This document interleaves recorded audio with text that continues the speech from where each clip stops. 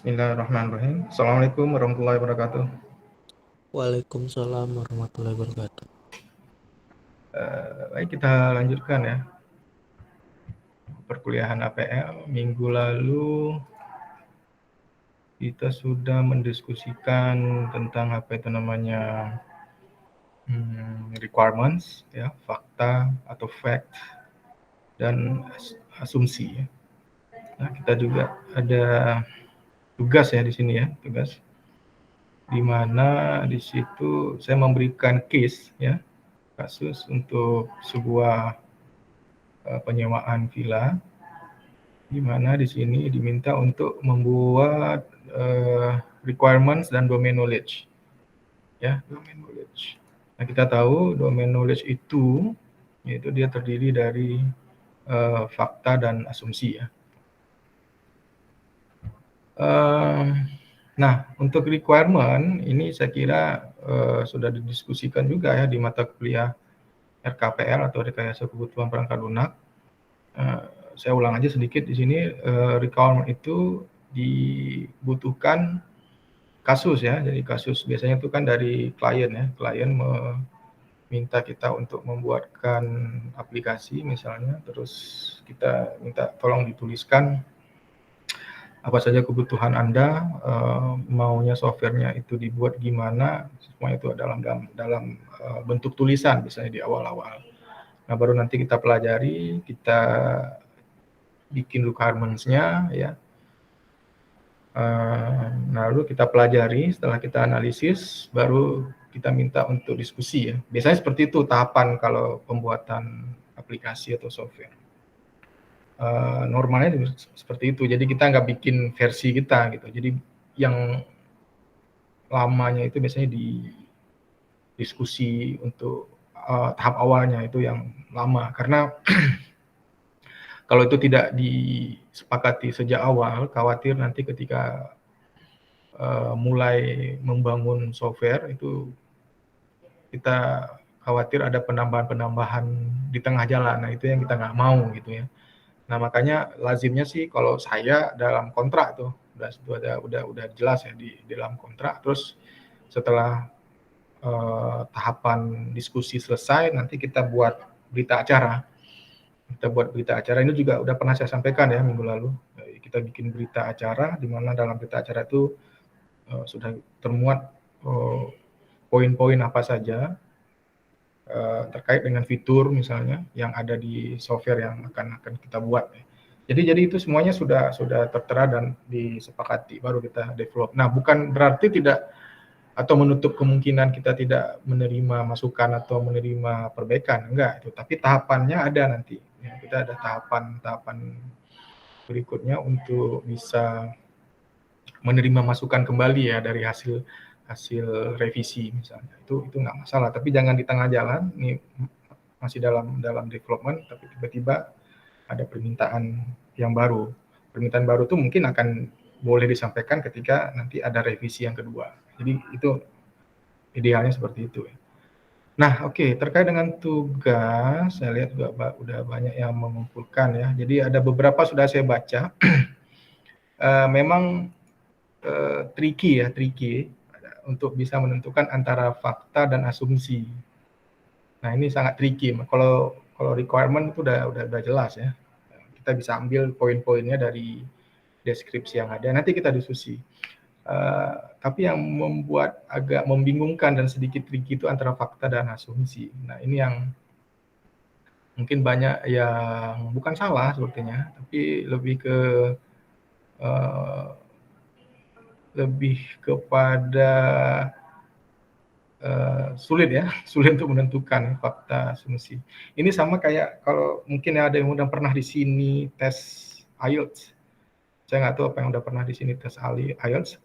Kalau di TOEFL kayaknya nggak ada. Kalau di IELTS itu ada misalnya pemahaman bacaan itu, atau di reading atau di reading itu ada true, false, not given. Nah, not given itu kan antara false dan not given itu agak sulit tuh, tricky deh. Ya kalau dia kontradiksi ya false ya, tapi dia kalau nggak disebutkan di dalam bacaan itu not given. Nah, itu agak tricky. Sama halnya seperti di sini ya, fakta dan asumsi itu juga tricky nih. Di mana dia disebut fakta? Kapan dia disebut fakta? Kapan dia disebut sebagai asumsi? Kalau dari teorinya sih seolah-olah mudah ya. Pokoknya fakta selama dia fix, nggak bisa diubah, dan dia itu misalnya contohnya terkait dengan hukum alam ya, physical law, itu ya fakta. Tapi pada implementasinya sulit untuk kita membedakan dua hal itu. Tapi kita diskusi nanti lah sama-sama ya. Oke, di sini saya akan ambil satu tugas. Ya random aja nih ya. Tadi pagi sudah saya baca nih, saya random aja ambil tugas. Sebentar ya, saya share aja. Oke.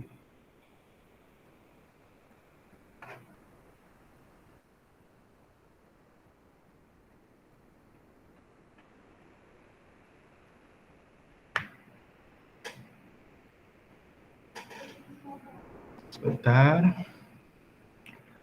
Saya share screen.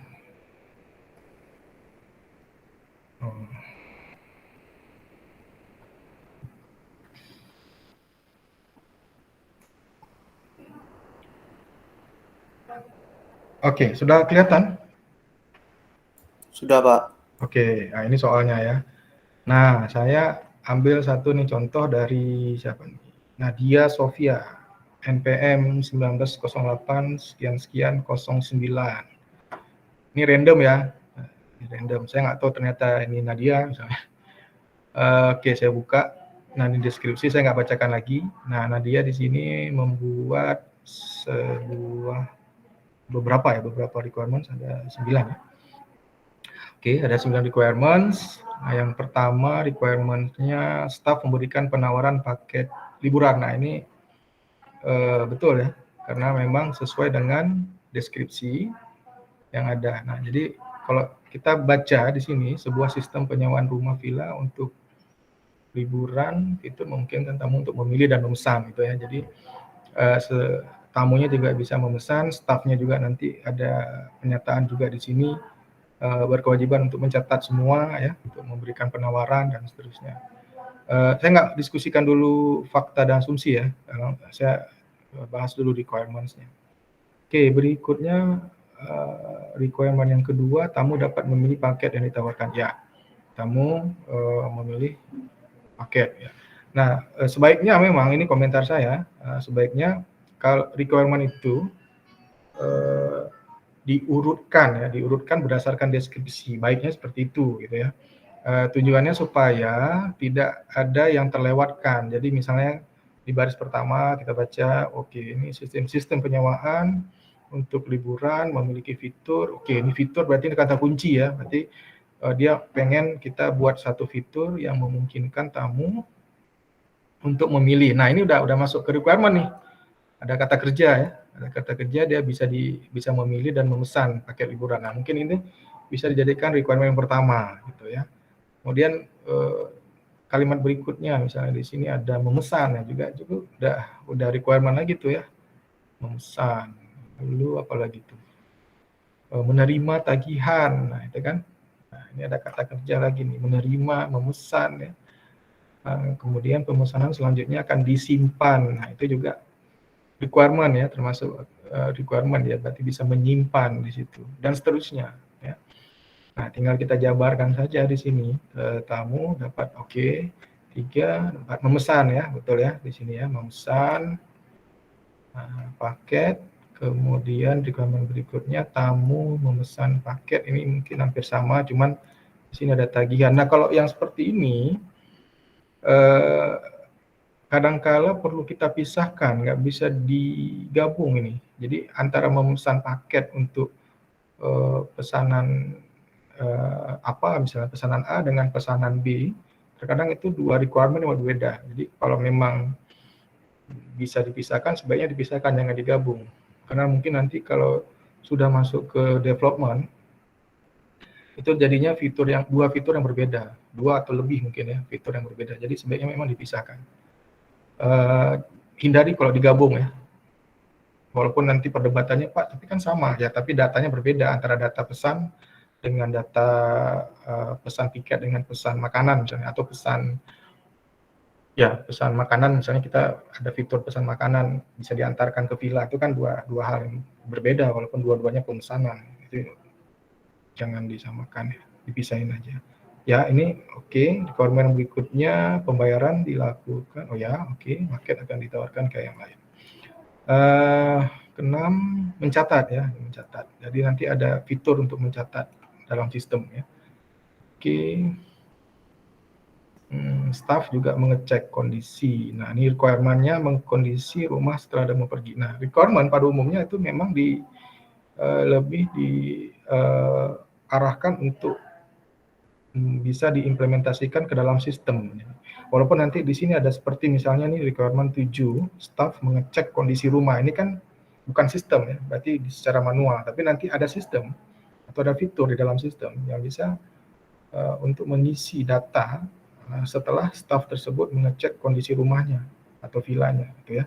Setelah tamu pergi, itu boleh ya, boleh di requirement seperti ini boleh. Tapi kalau bisa lebih eksplisit lagi ditulis sistem ya, staff mengecek atau staff menginput kondisi rumah setelah dicek misalnya ya, itu lebih spesifik aja. Oke, karena requirement itu berhubungan dengan sistem langsung ya, berhubungan dengan fitur-fitur yang ada di aplikasi. Requirement jika kondisi rumah ditinggalkan buruk, tamu akan dikenakan. Oke, ini juga perlu dieksplisitkan lagi ya. Ini berarti kita menyediakan fitur untuk melaporkan kondisi rumah ya, kalau ada kerusakan. Oke, yang ke-9, staf dapat melihat tawaran yang oke, ini oke. Nah, kita lihat di sini requirement itu mudah ya, mudah dalam artian ya kita hanya baca saja deskripsi yang perlu gitu kan. Kemudian kita analisa, kemudian kita kelompokkan atau kita pecahkan lagi nanti kalau memang perlu dipecahkan. Terkadang memang ada dikelompokkan tapi itu jarang. Lebih mudah kita pecahkan daripada kita leburkan. Oke, sekarang fakta. Nah, ini yang tricky ya. Fakta itu bentar saya ke.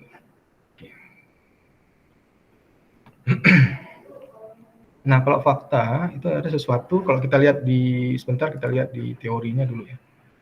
Kalau fakta itu apa sih ya? Kita kan udah bahas ya minggu lalu ya. Fakta itu adalah mendeskripsikan sesuatu ya, itu bisa properties atau apapun yang ada di lingkungannya yang sifatnya fix atau nggak bisa diubah atau nggak bisa yang memang udah hukum alam ya. Ada physical law-nya seperti itu. Nah, kalau kita lihat di sini, contohnya sebuah pintu lift atau pintu elevator itu nggak bisa terbuka dan menutup pada waktu yang bersamaan. Itu kan udah sesuatu yang nggak bisa diubah. Gitu. Udah memang ya hukumnya seperti itu ya, physical law-nya seperti itu. Nah, itu yang perlu dipahami dulu ya. Nah, jadi kita untuk menentukan fakta pastikan dia berhubungan dengan lingkungan sekitar dia. Ya, bisa berhubungan dengan sistem juga, tapi lebih utama ya di mana sistem itu akan dipengaruhi oleh lingkungannya. Misalkan di sini pintu misalnya, kan ya nggak berhubungan langsung ke sistem. Baik, kita baca di siapa namanya tadi? Nadia Sofia.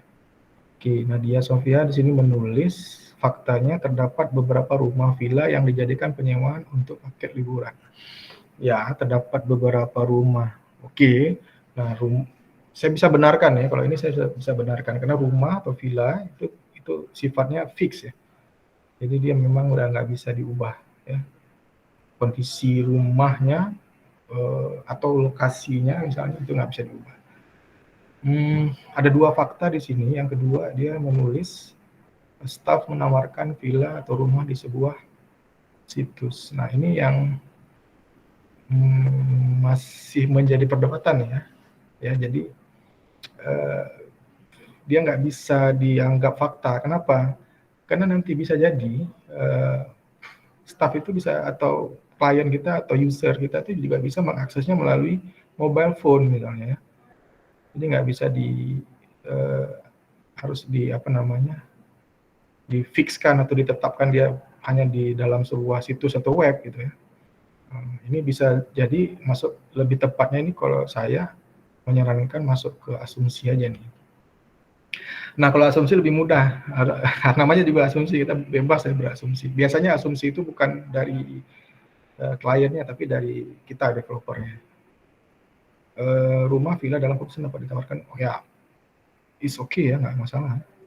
Villa dapat ditawarkan ke situs oleh staff. Nah, ini lebih tepat ke asumsi, makanya tadi yang di atas, yang staff menawarkan villa, sebaiknya masuk ke asumsi saja. Requirements yang berikutnya atau nomor 2 ya, fakta paket penyewaan yang ditawarkan dipesan dapat dipesan. Nah, ini juga sama ya. Nah, ini nggak bisa dimasukkan ke fakta karena faktanya bisa juga dia memesan dari HP ya. Misalnya kita membuat nggak hanya dari web ya ke depannya. Walaupun nanti requirement-nya dia minta web gitu, tapi kita nggak bisa memastikan melalui situs. Bisa jadi dia buka browsernya dari HP gitu. Atau kita buat aplikasi Android. Jadi ini lebih cocoknya ke asumsi. Fakta yang berikutnya juga sama ya. Keinginan masing-masing pelanggan. Oke, ini dapat memesan. Ini dapat memesan, ini kata-kata yang masih dianggap gak fix nih, dapat, mungkin, akan, itu nggak sesuatu yang nggak fix ya, bisa berubah-ubah gitu ya. Yang cocok itu, apalagi ada kata-kata keinginan masing-masing itu kan sangat sangat asumtif ya sifatnya, sangat ya asumsi sekali loh. Pelanggan ingin membeli paket liburan harus membayar tagihan, ini juga asumsi, bukan fakta ya. Pembayaran paket liburan dilakukan dalam rentang waktu 14 hari. Nah, ini mungkin bisa yang fakta yang menyatakan bahwa harus melakukan pembayaran dalam 14 hari itu fakta. Bisa saya masukkan ke fakta karena nggak bisa diubah. Kecuali ada kebijakan baru. Kemudian yang sudah membayar tagihan dapat menikmati. Ini juga asumsi ya. Pelanggan yang sudah membayar tagihan dapat menikmati paket liburan. Asumsi, lebih tepatnya ke asumsi. Kenapa? Bisa jadi dia udah bayar tagihan, tapi ternyata ada satu hal yang menyebabkan dia nggak bisa liburan. Mungkin dia membatalkannya. Itu lebih ke asumsi ya. Jadi kita mengasumsikan bahwa kalau bayar tagihan dapat menikmati liburan. Itu kan asumsi, bukan fakta. Faktanya bisa jadi dia udah bayar, dia nggak liburan gitu. Dia mengajukan pembatalan ya. Walaupun nanti ada ketentuan kena charge sekian persen, itu beda cerita. Tapi itu lebih cocoknya ke asumsi. Kemudian berikutnya, tamu akan menempati rumah sesuai dengan dipesan. Ini juga asumsi. Kita mengasumsikan ini kan. Berarti kalau dia udah bayar, tamu itu akan menempati rumah sesuai dengan yang dipesan. Itu asumsi juga, bukan fakta. Berikutnya, rumah yang ditinggalkan tamu bisa. Nah, kan ada kata-kata bisa nih. Bisa, mungkin, dapat. Itu kan hal-hal yang dia sifatnya lebih ke asumsi ya. Lebih memprediksikan gitu. Ini juga bukan fakta, lebih cocoknya ke asumsi. Terus staf memiliki akses dalam, ini juga asumsi nih. Dia berasumsi bahwa staf memiliki akses dalam mengelola satu bisa, jadi nggak memiliki akses ya. Nah, itu contoh. Coba saya buka yang lain ya. Ini saya random aja. Oke, saya random. Saya nggak tahu ini siapa. Rida Arlian Al-Haki. Nah, coba kita lihat requirements. Staff memberikan penawaran. Ya, oke. Ini sesuai dengan deskripsi semua. Saya lihat nih. Akan dikirim jika pembayaran tidak dilakukan dalam 14 hari. Oke, ini oke. Mencatat semua, mengecek kondisi rumah ini udah betul. Oke, good. Asumsi tamu ini oke. Asumsi itu saya biasanya tidak terlalu detail saya baca atau tidak terlalu lama saya baca karena pasti namanya asumsi, setiap orang beda-beda gitu. Nah, ini juga ketika kita rapat di dalam penentuan atau di dalam menganalisis requirements, ini asumsi itu bebas, siapa aja bisa berasumsi, tapi perlu dicatat di dalam analisis awal. Nah, ini saya kira udah betul nih semua. Nah, ini fakta yang menarik nih. Ingat ya, fakta sesuatu yang bisa berubah atau sesuatu yang bersifatnya fix. staf menawarkan beberapa paket. Nah, ini juga bukan fakta. Ya, bisa saja staf ini kan lebih ke asumsi ya, menawarkan ya, berarti kita berasumsi staf itu menawarkan paket gitu. Tamu melihat dan tertarik untuk ini juga asumsi nih, coba perhatikan. Ya, tamu melihat dan tertarik untuk memilih. Kita kan berasumsi ini berarti. Sama halnya misalnya ya cewek itu terlihat tertarik dengan saya, itu kan asumsimu gitu. Siapa lu gitu ya. Itu kan asumsi, belum tentu faktanya begitu ya. Nah, itu nggak bisa masuk ke fakta. Tamu melakukan registrasi ini juga asumsi. Faktanya bisa jadi dia nggak melakukan registrasi pada saat melakukan pemesanan. Itu lebih ke asumsi. Mengecek tagihan pakai liburan dan membayar tagihan, itu juga asumsi. Kita mengasumsikan tamu mengecek tagihannya, melakukan pembayaran, gitu ya, asumsi juga. Ini semua asumsi. Kita nggak bisa masukin ke fakta. Ya, ini semuanya asumsi. Oke, saya pilih satu lagi deh. Pilih satu lagi, random aja. Siapa nih? Fazil Basri. Selamat Anda beruntung, Fazil. Ada orangnya nggak nih, Fazil? Ada nggak? Ada, Fazil. Oke, si Nadia Sofia tadi ada? Nadia? Ada, Pak. Ada, nanti akan saya minta tanggapannya ya. Oke. Si siapa satu lagi tadi? Rida Arlian ada? Orangnya? Nggak datang? Nggak ada. Oke. Oke. Nah, ini fakta. Udah langsung fakta. Sebentar, requirement-nya ini ya. Requirement-nya ini faktanya user mendapatkan penawaran paket liburan lebih tidak disediakan. Oke. Memang agak rumit ya mendapatkan penawaran. Bisa jadi sih fakta dia. Oke, saya benarkan lah. Oke, asumsi memilih pesanan, menyembunyikan. Oke, ini is okay. It's all okay. Good. Tamu dapat memilih. Oke. Faktanya semua penawaran yang masih berlaku dapat dipilih. Semua penawaran yang masih bisa jadi nih. It's good nih. Nah, tapi perlu diperhatikan juga, tidak mesti requirements terus ada fakta baru asumsi ya. Jabarkan aja semua dulu requirements-nya. Ya, semua requirement. Bukan berarti faktanya harus merefer kepada requirement tersebut. Boleh terpisah kok. Ya, nggak mesti requirement, habis itu fakta, habis itu asumsi, nggak mesti gitu. Anda buatnya requirement satu kelompok, kemudian boleh faktanya di berikutnya ya, di kelompok yang berbeda, baru nanti asumsi. Ya. Nggak mesti fakta itu merefer ke sebuah requirement. Ya. Setiap pesanan akan, ini asumsi ya, setiap pesanan akan disimpan di database, itu asumsi. Bisa jadi nggak disimpan di database gitu. Jadi disimpan kemana? Ya bisa disimpan ke cloud. Cloud itu bukannya database, beda dia. Beda konsep. Secara konsepnya dia bukan database. Setelah tamu memesan, tamu akan diminta tagihan dalam oke. Nah, jika pesan tidak bayar, oke. Ini saya benarkan ya. Karena memang ini faktanya seperti itu ya. Kecuali nanti kayak tadi saya bilang ada kebijakan baru. Fakta jika pembayaran telah dilakukan. Nah, ini asumsi. Kata-kata jika lah gitu ya. Itu kan asumsi tuh. Jika, andai kata, apabila, misalkan, umpamanya, itu kan semuanya asumsi ya. Masih meraba-raba atau sesuatu yang belum pasti. Nah, ini juga tidak bisa dimasukkan ke fakta. Berikutnya, staff mengecek rumah, ini juga asumsi ya.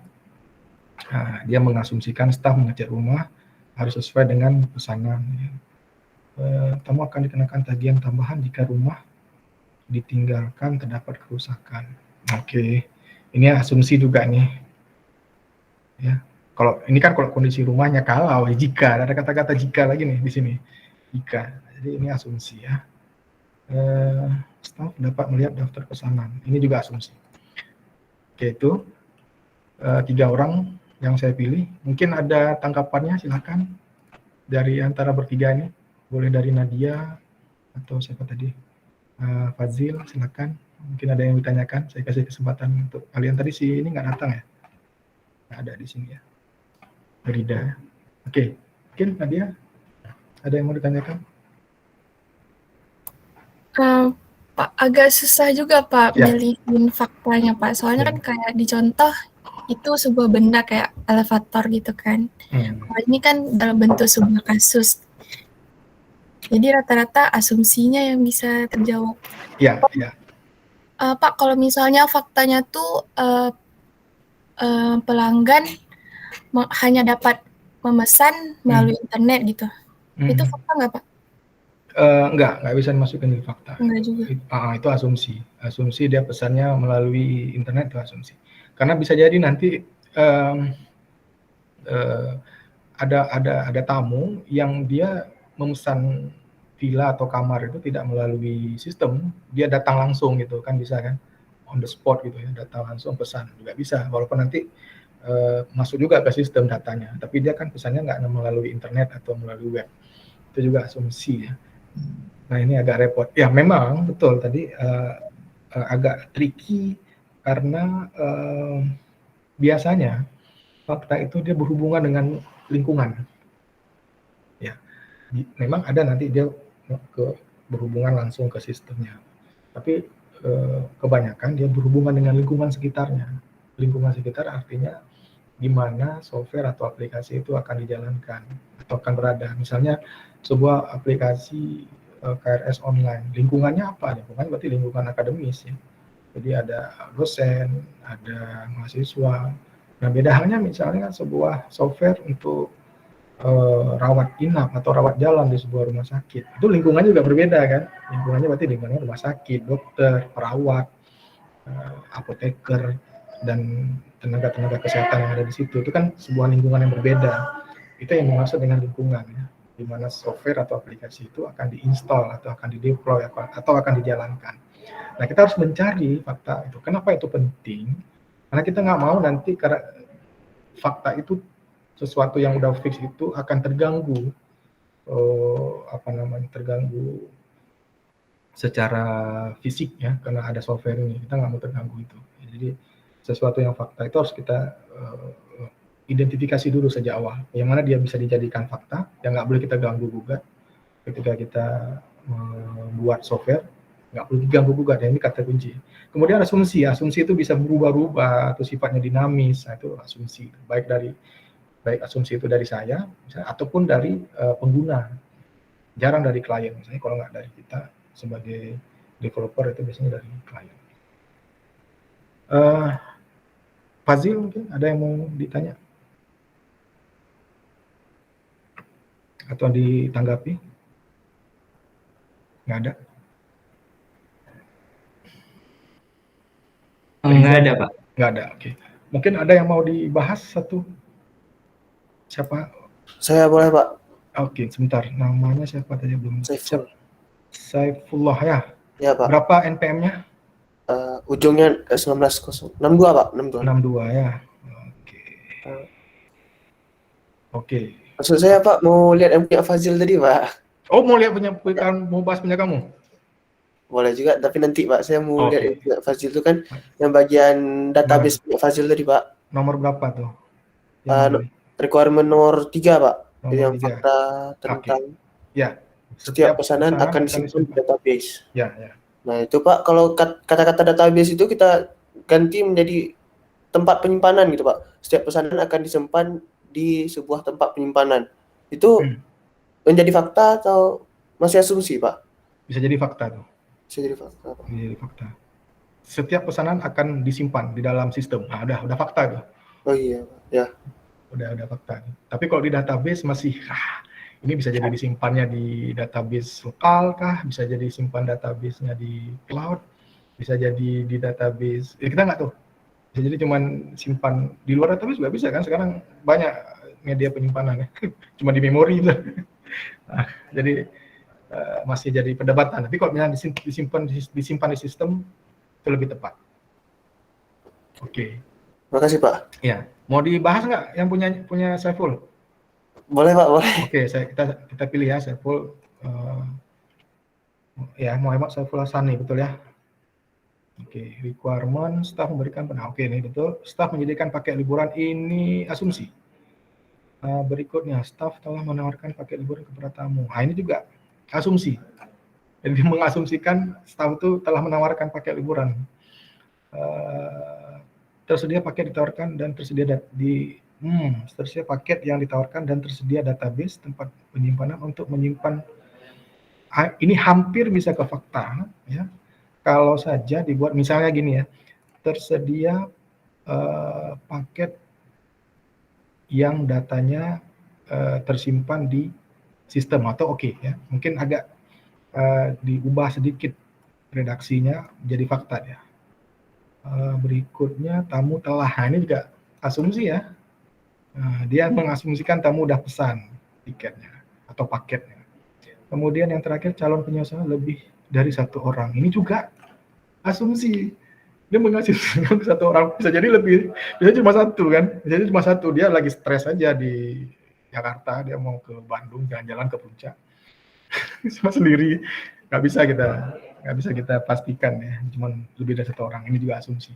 Oke, sekarang kita buka jawaban dari ini, bukan jadi yang paling benar ya, maksudnya yang punya saya kasih jawaban ini bukan berarti itu yang paling benar, bisa jadi itu ya kita diskusikan aja, bisa jadi itu juga lebih dari itu, ada fakta atau asumsinya ya. Oke. Nah ini deskripsinya. Nah kalau saya bikinnya seperti ini, jadi saya pisahkan dulu ya, dari requirement 1, 2, 3, 4 dan seterusnya. Nah ini saya ambil langsung dari deskripsi yang ada di kasus di awal ya. Staf memberikan ini kurang M. Penawaran paket liburan, dapat memilih tamu dapat membeli paket ya. Ini hampir sama kayak yang kalian buat, saya lihat hampir sama karena memang kita ambilnya dari deskripsi tadi. Jika pembayaran tidak dilakukan dalam 14 hari, ini malah ke requirements nih. Ya, jadi bukan fakta, bukan asumsi, karena memang requirement dia minta tidak boleh lebih dari 14 hari ya. Oke. Ini lebih cocoknya ke requirements daripada ke fakta. Bahkan ke asumsi. Jadi kita nggak berasumsi, memang ini permintaan. Kemudian staf mencatat semua pembayaran, ini juga requirements, jadi nggak boleh masuk ke fakta atau asumsi. Memang itu yang permintaannya. Mengecek kondisi rumah itu juga requirements, walaupun nanti kita harus menyatakan ini. Ini kan baru requirement awal ya. Jadi kita menyatakan ini nanti dalam sebuah fitur di sistemnya. Jika kondisi rumah yang tinggalkan buruk, ini juga requirements. Memang permintaan dia harus ada kenakan tagihan tambahan. Lalu berikutnya staf memilih tawaran yang telah dipesan, booking tamu, ini juga requirement. Jadi ini beberapa requirement, bisa jadi lebih ya. Oke, sekarang fakta, ini yang menarik nih. Nah, ini fakta, ingat bahwa sesuatu yang nggak bisa diubah. Di sini nggak perlu banyak. Nggak perlu harus ada requirement 9 terus faktanya juga harus 9, nggak begitu ya. Kalau faktanya cuma 1 ya udah 1 atau 2. Kalau di sini contohnya 3. Oke, kita baca fakta yang pertama. Villa hanya boleh digunakan oleh satu tamu pada waktu yang bersamaan. Nah, kalau tidak ada kata-kata pada waktu yang bersamaan, itu jadinya asumsi. Ya. Jadi misalnya saya cuma tulis villa hanya boleh digunakan oleh satu tamu beserta keluarga temannya, asumsi. Jadi kalau ada penambahan pada waktu yang bersamaan, menjadi fakta. Karena sesuatu yang nggak mungkin terjadi ya di lingkungannya, itu udah melawan hukum fisik ya, hukum alam. Karena pada dasarnya mana boleh villa itu digunakan oleh lebih dari satu tamu ya. Kalau dia sendiri atau dia dengan keluarganya atau dengan temannya dalam waktu bersamaan nggak mungkin. Fakta yang pertama itu.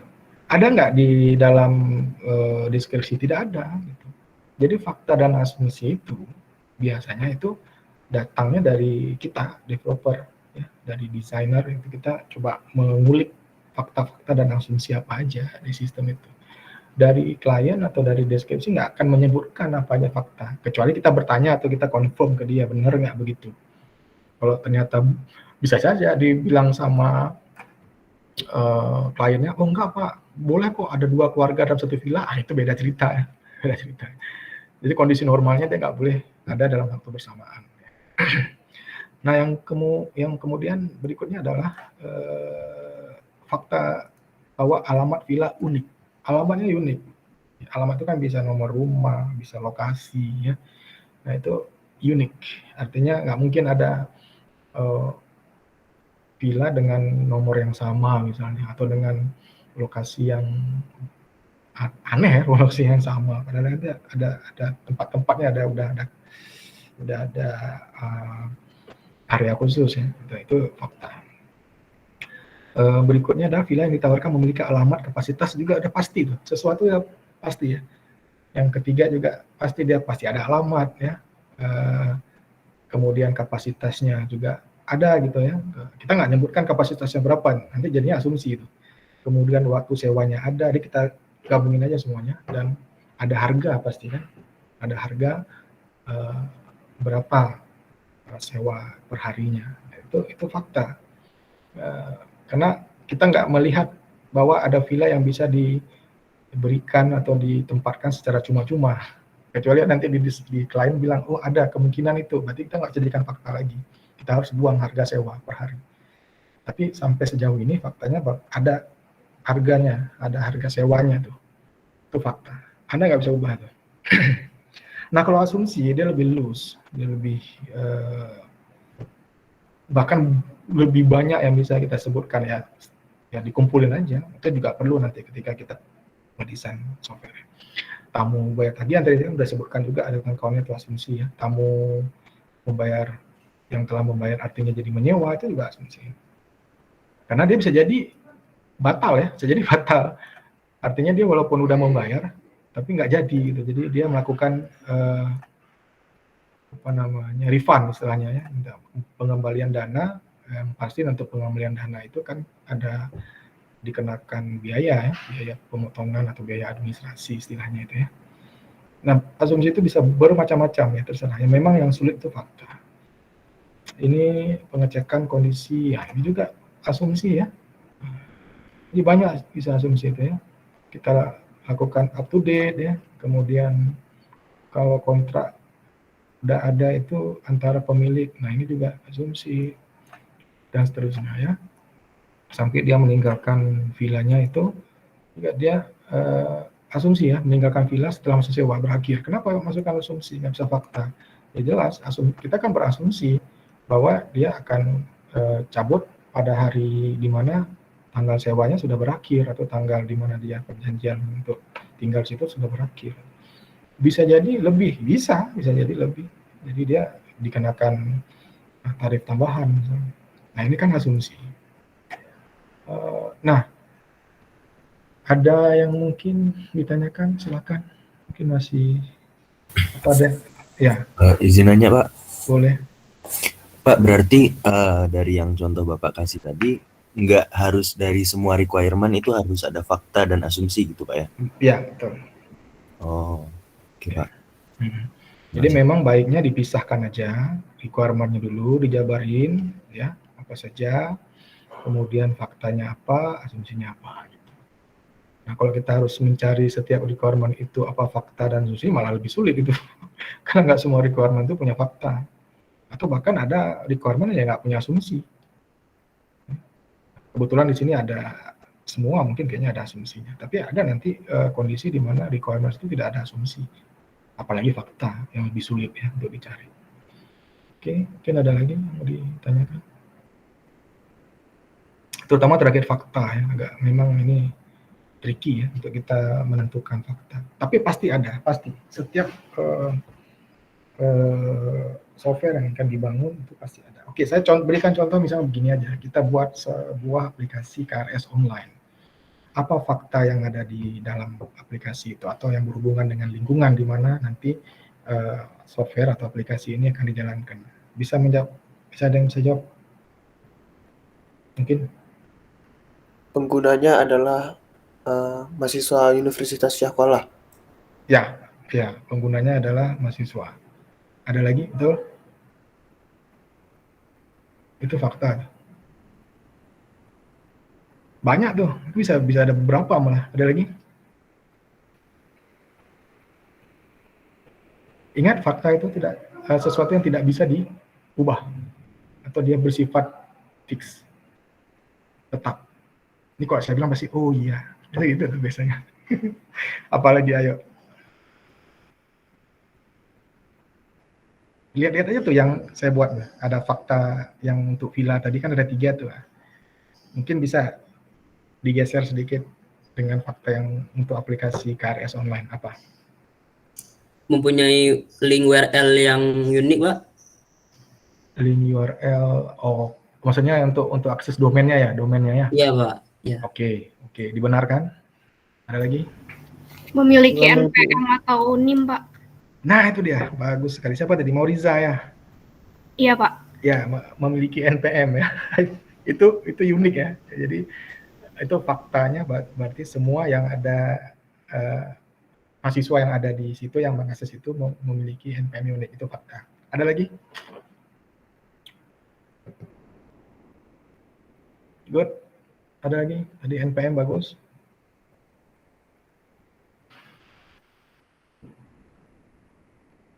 Setiap pengguna memiliki password, Pak. Ya, dia itu juga fakta. Nah, itu fakta juga. Ada password, ada NPM. Biasa digabung dulu ya. Karena kan nanti dimasuk dalam satu fitur ya. Di fitur halaman login. Tapi itu oke, bagus. Password. Ada lagi mungkin satu lagi. Ya, mau coba.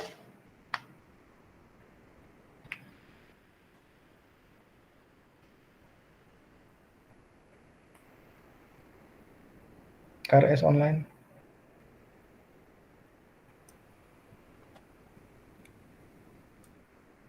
Ada yang mau coba? Nggak apa-apa salah. Ya, ini kita Kalau ini sorry, terputus Hafizul Akbar. Ulangi. Ya, Hafizul, suaranya nggak kedengeran. Ini saya yang disconnect. Halo?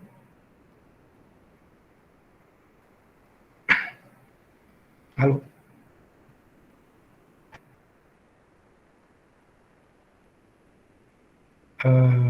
Saya masih bisa didengar suaranya? Masih, Pak.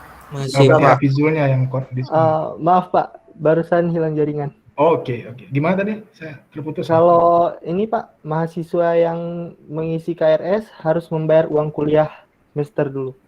Oke, nah itu menarik. Nah, ini saya harap ya, saya harapkan tadi jawabannya. Nah, ini bisa jadi fakta, bisa jadi asumsi. Kenapa? Nah, ini satu fakta yang kita harus tanyakan dulu ke kliennya. Ini KRS ini boleh nggak untuk sekarang dan seterusnya diisi oleh yang belum membayar SPP. Kalau jawaban dari klien bilang tidak akan pernah boleh, nah itu baru jadi fakta. Paham yang saya maksud ya, Hafizul ya? Paham Pak? Ya, jadi bisa jadi fakta, itu bagus. Oke. Jadi yang bayar SPP, jadi semua mahasiswa yang mengakses KRS online sudah bayar SPP. Jadi fakta ya. Tapi kalau misalnya si klien bilang, Pak nanti kalau yang belum bayar SPP masih boleh mengisi KRS di sistem kita ya Pak, itu jadi asumsi jadinya. Jadi harus dipastikan lagi sama klien. Nah itu ya kurang lebih contohnya di dalam KRS online, nanti bisa juga diimplementasikan fakta dan asumsi itu di hampir semua di aplikasi pasti ada. Oke, baik kita lanjutkan ya. Ada yang mau ditanyakan lagi? Nggak ada? Ya, kalau nggak ada, ya. Kalau misalnya kita buat kayak gini, interface mahasiswa dan dosen berbeda, itu bisa jadi fakta atau asumsi, Pak? Maksudnya untuk KRS online-nya.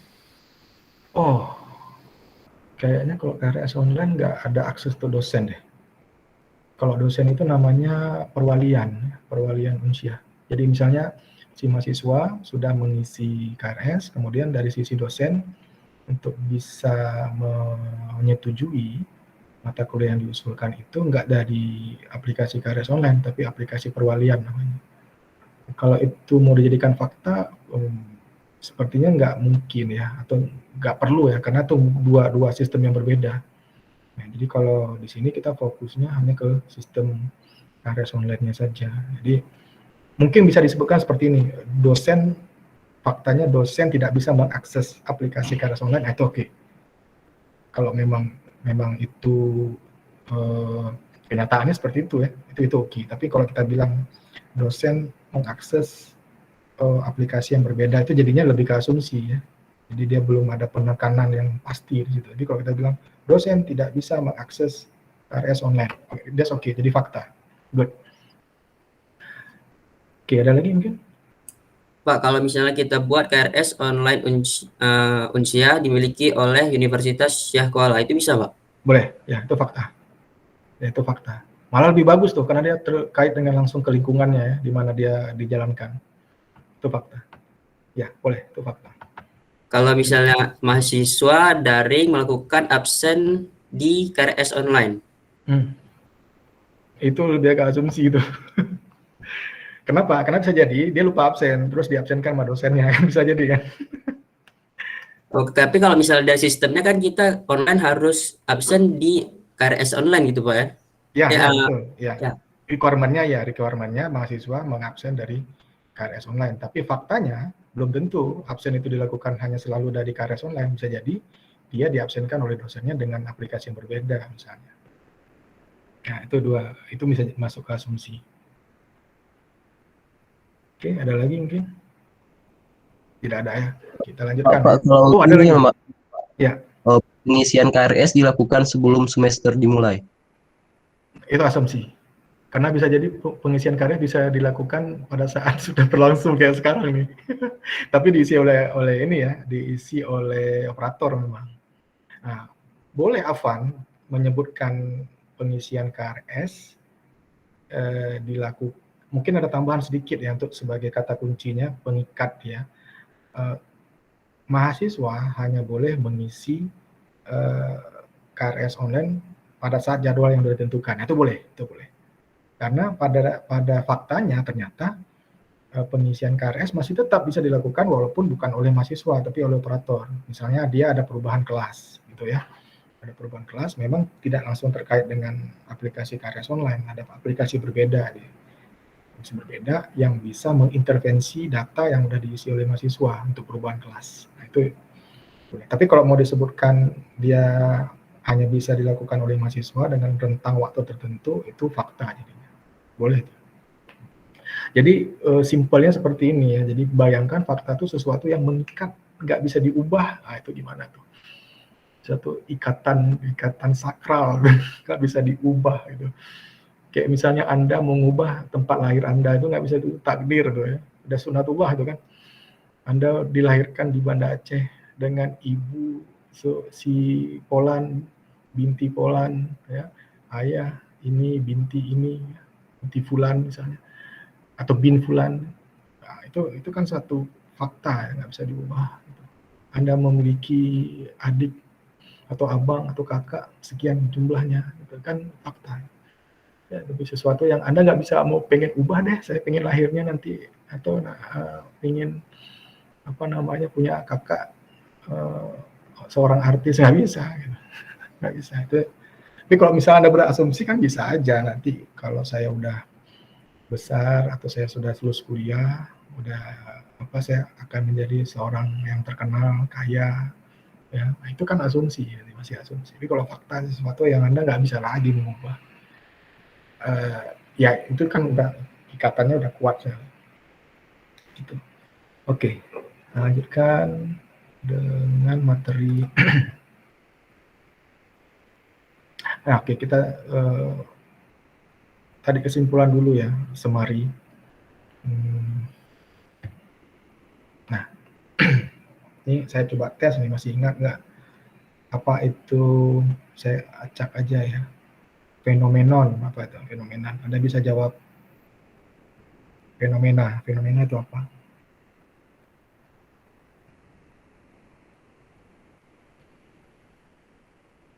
Ada? Fenomena itu terdiri dari peristiwa dan perlakuan gitu, Pak. Ya, betul. Itu udah ada jawabannya di situ tuh. Aksi, event, operation yang terjadi di mana?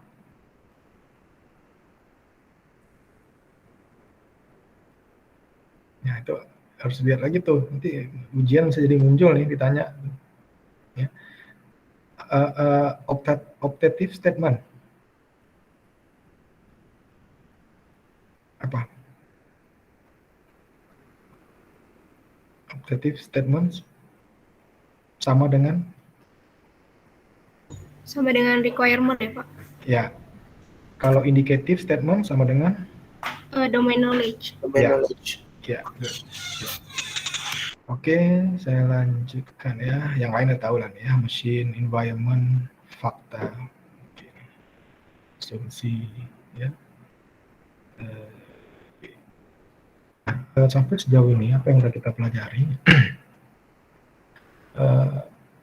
Jadi requirement atau task di sini istilah lainnya dalam sistem dan dalam pengembangan sistem itu harus terkait langsung dengan mesin atau software yang kita kembangkan ya. Dan udah pasti mesin atau software tersebut dia akan terintegrasi dengan lingkungan sekitarnya. Ya tadi aplikasi-aplikasi yang udah kita diskusikan tadi ya. Nah ini yang perlu kita menyesuaikan kondisi lingkungan yang ada dengan software atau aplikasi yang akan kita rancang. Terlihat kompleks di awal, ya betul. Tapi nantinya ketika sudah dijalankan atau sudah dalam proses pengembangan, itu akan sangat memudahkan kita, baik itu dari sisi programmer maupun dari desainer ya. Nah requirement sendiri nanti mungkin di kelas Miss Dalila ini akan lebih detail ya dengan apa yang namanya functional requirements ya, non functional requirements itu ada bisa kita pecah dua lagi, kita bedakan lagi ya requirement itu. Tapi dalam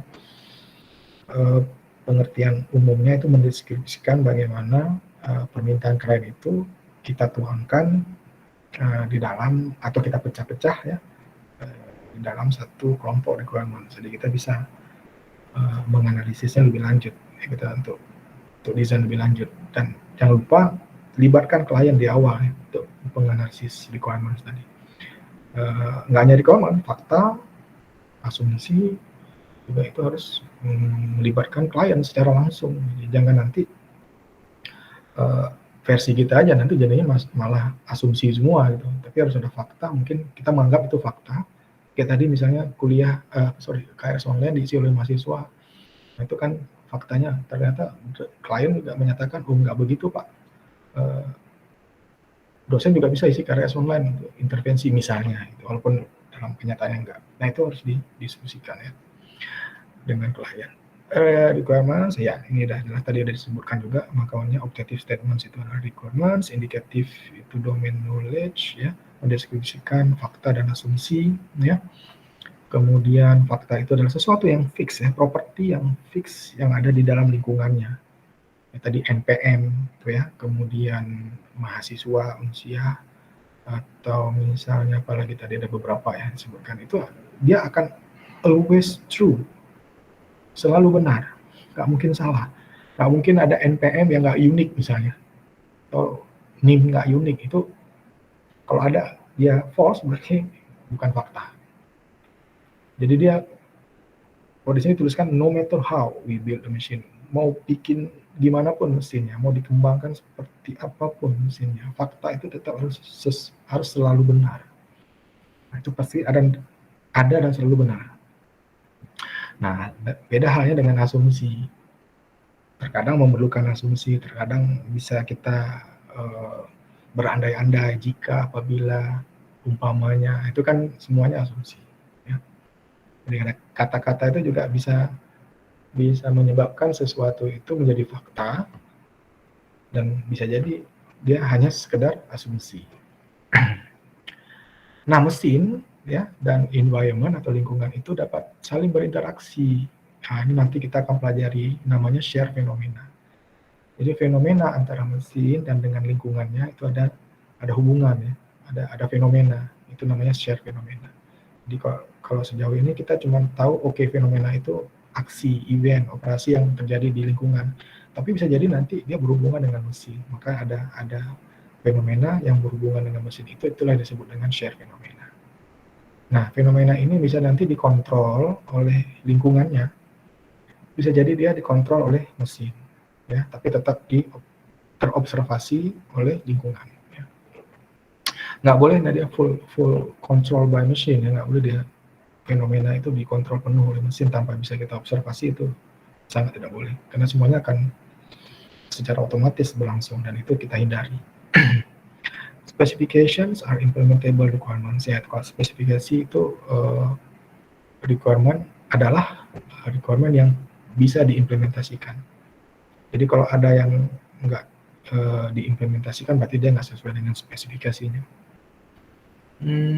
Nah, untuk bisa mengkonversi requirement ke spesifikasi, makanya kita butuh fakta dan asumsi tadi. Nah, kita gunakan fakta dan asumsi tadi untuk bisa kita menentukan spesifikasi dari sebuah atau dari beberapa requirements. Jadi ada hubungannya juga, ya. Nah, sekarang materi hari ini terkait dengan problem frames, ya. Nah, ini juga salah satu metode yang bisa kita gunakan untuk analisis requirements. Nah, ini juga terkait dengan pattern. Jadi ada pola, ya, ada pola yang bisa kita gunakan untuk kita menentukan atau menjabarkan requirements pada sebuah aplikasi atau software. Nah, makanya di sini disebutkan bahwa problem frames itu adalah pattern. Gitu. Pattern. Jadi udah dibuat oleh orang dulu. Ya, ini namanya si Jackson yang buat dulu, ya, 2001.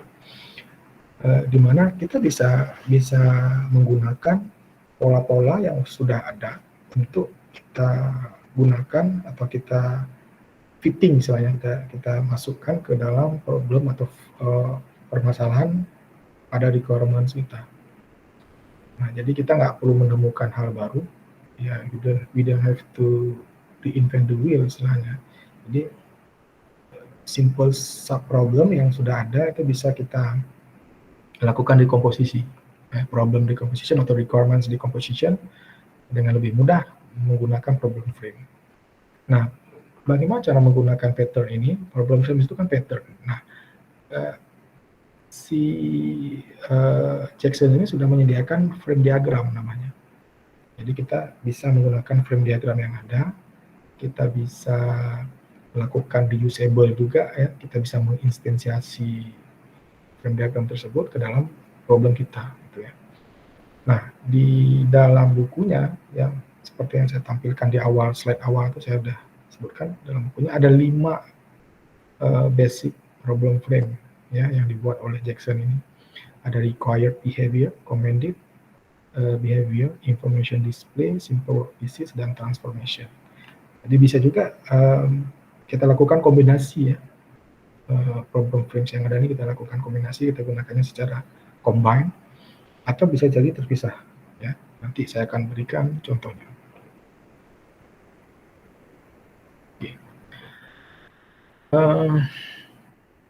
Nah, dalam implementasinya kita bisa menggunakan frame-frame yang lain, ya. Kalau memang ada frame yang relevan, tapi masih ada kaitannya dengan 5 frame tersebut, kita bisa gunakan juga, ya. Yang saya bilang tadi kombinasi itu kita gunakan, atau metamodelnya dalam bentuk UML nanti. Dan juga bisa kita implementasikan problem frames ini dalam tool yang nanti kita gunakan, ya. Biasanya tuh di UML tool atau di tool yang mungkin dibuat khusus untuk sebuah perusahaan, gitu, ya. Nah, di sini kita menggunakan UML aja yang supaya nggak begitu kompleks untuk kita implementasikan. Nah, ini juga bisa kita gunakan untuk requirement yang non-fungsional. Jadi bisa yang fungsional, bisa yang non-fungsional juga. Non-functional ini lebih kepada requirements yang mungkin tidak terkait langsung dengan fitur-fitur yang ada, tapi masih bisa kita gunakan dalam problem frames. Oke, masuk ke strukturnya ya, struktur dari problem frames itu. Nah, untuk strukturnya sendiri itu ada beberapa tipe ya. Jadi problem frames itu ada beberapa tipe. Ya, yang pertama itu causal. Nanti akan saya jelaskan apa itu causal. Kalau baca penjelasan di sini kayaknya sulit untuk mengerti, tapi nanti langsung aja saya kasih contoh. Lalu lexical. Nah, lexical itu dia masih selalu akan berhubungan dengan data. Jadi data itu kan sifatnya ada 4 ya. Data itu bisa di-create istilahnya ya, bisa di-create, bisa di-read, bisa di-update, bisa di-delete, bisa dibuat, bisa dibaca, bisa diubah, dan bisa dihapus. Nah, semua itu masuk ke dalam tipe domain yang namanya lexical. Causal itu lebih kepada hubungan antar properti atau hubungan yang terjadi dalam fenomena yang mana hubungan tersebut kalaupun nanti akan terjadi masih bisa diprediksi, jadi predictable. Jadi kalau misalnya masih bisa diprediksi, predictable, itu dia dianggap domainnya masuk ke causal. Ada notasinya nanti ya, notasinya itu C. Dalam sebuah domain dinotasikan dengan C, itu artinya dia causal. Kalau lexical itu dinotasikan atau diindikasikan dengan X. Lalu ada biddable. Nah, biddable domain ini itu dia lebih kepada user ya, atau people atau orang. Nah, biddable ini spesial ya. Kenapa? Karena biddable ini tidak boleh di-constrain. Jadi nggak boleh sembarangan mesin misalnya dia boleh mengubah atau memerintahkan user, itu nggak boleh. Jadi sifat dia itu spesial di dalam sebuah domain ya, jadi dia hanya boleh berupa orang gitu ya. Jadi kalau dia mesin berarti masuknya tuh kalau nggak ke lexical atau causal atau display ya, ini yang domain khusus nanti yang berikutnya. Nah, kalau dia orang harus pakai biddable.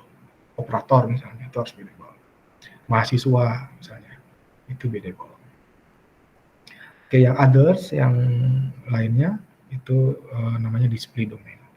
Oh ya, untuk biddable tadi itu diindikasikan dengan B ya, huruf B besar. Nggak boleh pakai B kecil, B besar. Yang lainnya itu ada namanya display domain, itu untuk menampilkan saja, bisa jadi dia hanya kayak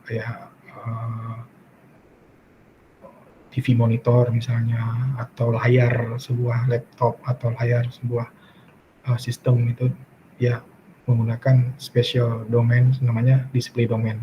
Biasanya dinotasikan dengan D. Di sini saya nggak buat, tapi dia umumnya kalau dinotasikan dengan D itu berarti display. Oke. Di sini oke. Nah, ini tadi ada 5 ya. Ada 5 problem frame yang akan kita pelajari, tapi tidak semua dalam kuliah ini kita pelajari. Kita coba back sebentar. Dari 5 problem frame yang ada, kita fokusnya ke commanded behavior dan simple word disease. Ini cuma dua ini ya. Ya walaupun nanti ada beberapa contoh terkait dengan transformation dan information display, tapi kita fokusnya ke sini.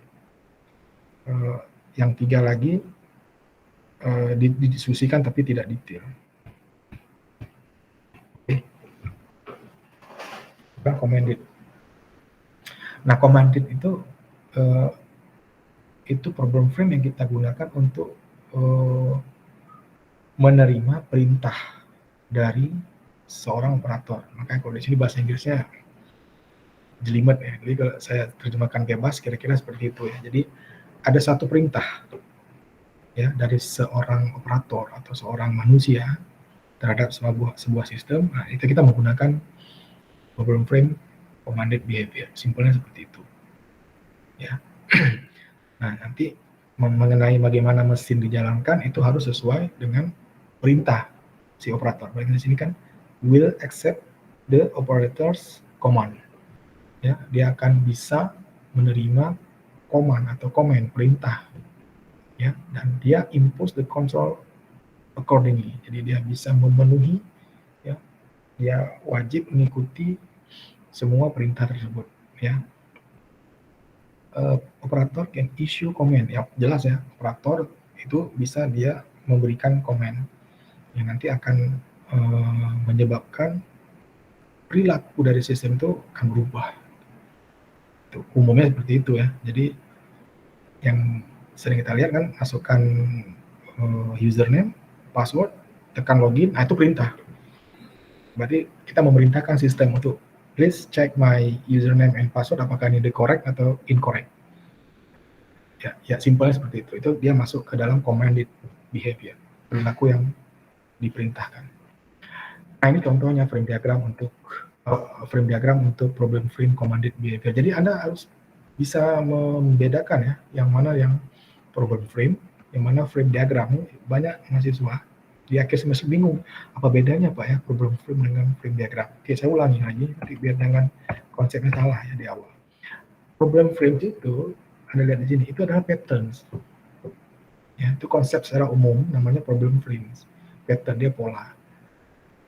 Ya, di mana nanti ada 5 pola. Ya, ada 5 pola. Ada 5 pola yang udah dibuat oleh si Jackson ini tuh. Required behavior, commanded, information display, simple information. 5. Ya, itu problem frames. Nah, problem frames itu untuk bisa menggunakan konsep problem 5 basic ya problem frame ini, dia direpresentasikan dengan diagram. Nah, inilah yang disebut dengan frame diagram. Itu bedanya ya. Jadi frame diagram itu adalah representasi dari problem frames yang akan kita gunakan. Problem frames itu apa? Itu adalah pattern, pola. Ya. Nah, ini contoh frame diagram untuk commanded behavior. Jadi frame diagram untuk commanded behavior apakah akan selalu seperti ini? Bisa jadi berbeda. Gitu. Ini frame diagram standarnya, ini contoh dalam buku yang saya ambil. Bisa jadi ini berbeda nanti, tergantung penggunaannya bagaimana. Nah, ini frame diagram defaultnya lah, kita bilang ya, karena ini dari buku dia memberikan contoh seperti ini. Oke, kita bahas saja satu. Nah, di sini kita memiliki seorang operator, ya. Kemudian di dalam frame diagram ini juga ada domain, ya. Jadi dia ada 2 domain ya. Pertama domain operator dengan tipe biddable. Kemudian domain yang berikutnya adalah causal tipenya, di mana di sini adalah sebuah domain yang dikontrol. Makanya di sini pasif dia, controlled. Jadi kontrol, siapa yang kontrol? Operator. Kenapa kita tahu domain ini dikontrol? Karena Anda lihat di sini ada panah ya. Nah, ada panah yang menunjukkan ke domain ini. Nah, panah ini ya itulah yang disebut dengan constraint. Ya, constraint. Nah, domain ini berarti dikonstrain oleh tanda panah ini. Nah, kemudian Anda melihat nih garis putus-putus di sini. Garis putus-putus. Ya. Dan ellipse ya, ellipse gini. Ya, ini menandakan adalah requirements-nya. Ini requirements-nya. Jadi commanded requirements ini menggunakan problem frame commanded behavior. Oke. Nah, di mana si operator mengirim perintah ya sesuai dengan requirement yang ada ke mesin yang dikontrol. Contoh kasus, mahasiswa. Bisa jadi ini enggak selalu operator, mahasiswa namanya biddable. Requirement-nya adalah login, requirement 1, login.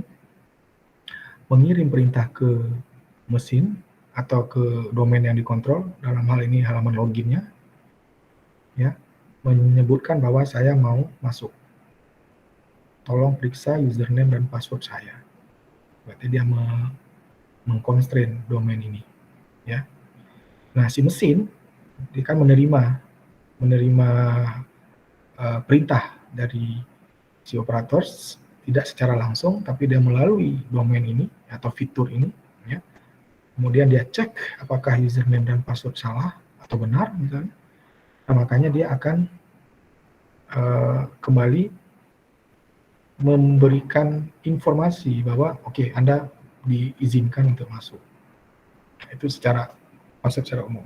Nah, lalu berikutnya yang mana disebut dengan share fenomena. Nah, share fenomena itu adalah hubungan antara satu domain dengan domain yang lain, tapi tidak dalam bentuk garis putus-putus, dia garis solid seperti ini. Ini share fenomena. Nah, ini share fenomena.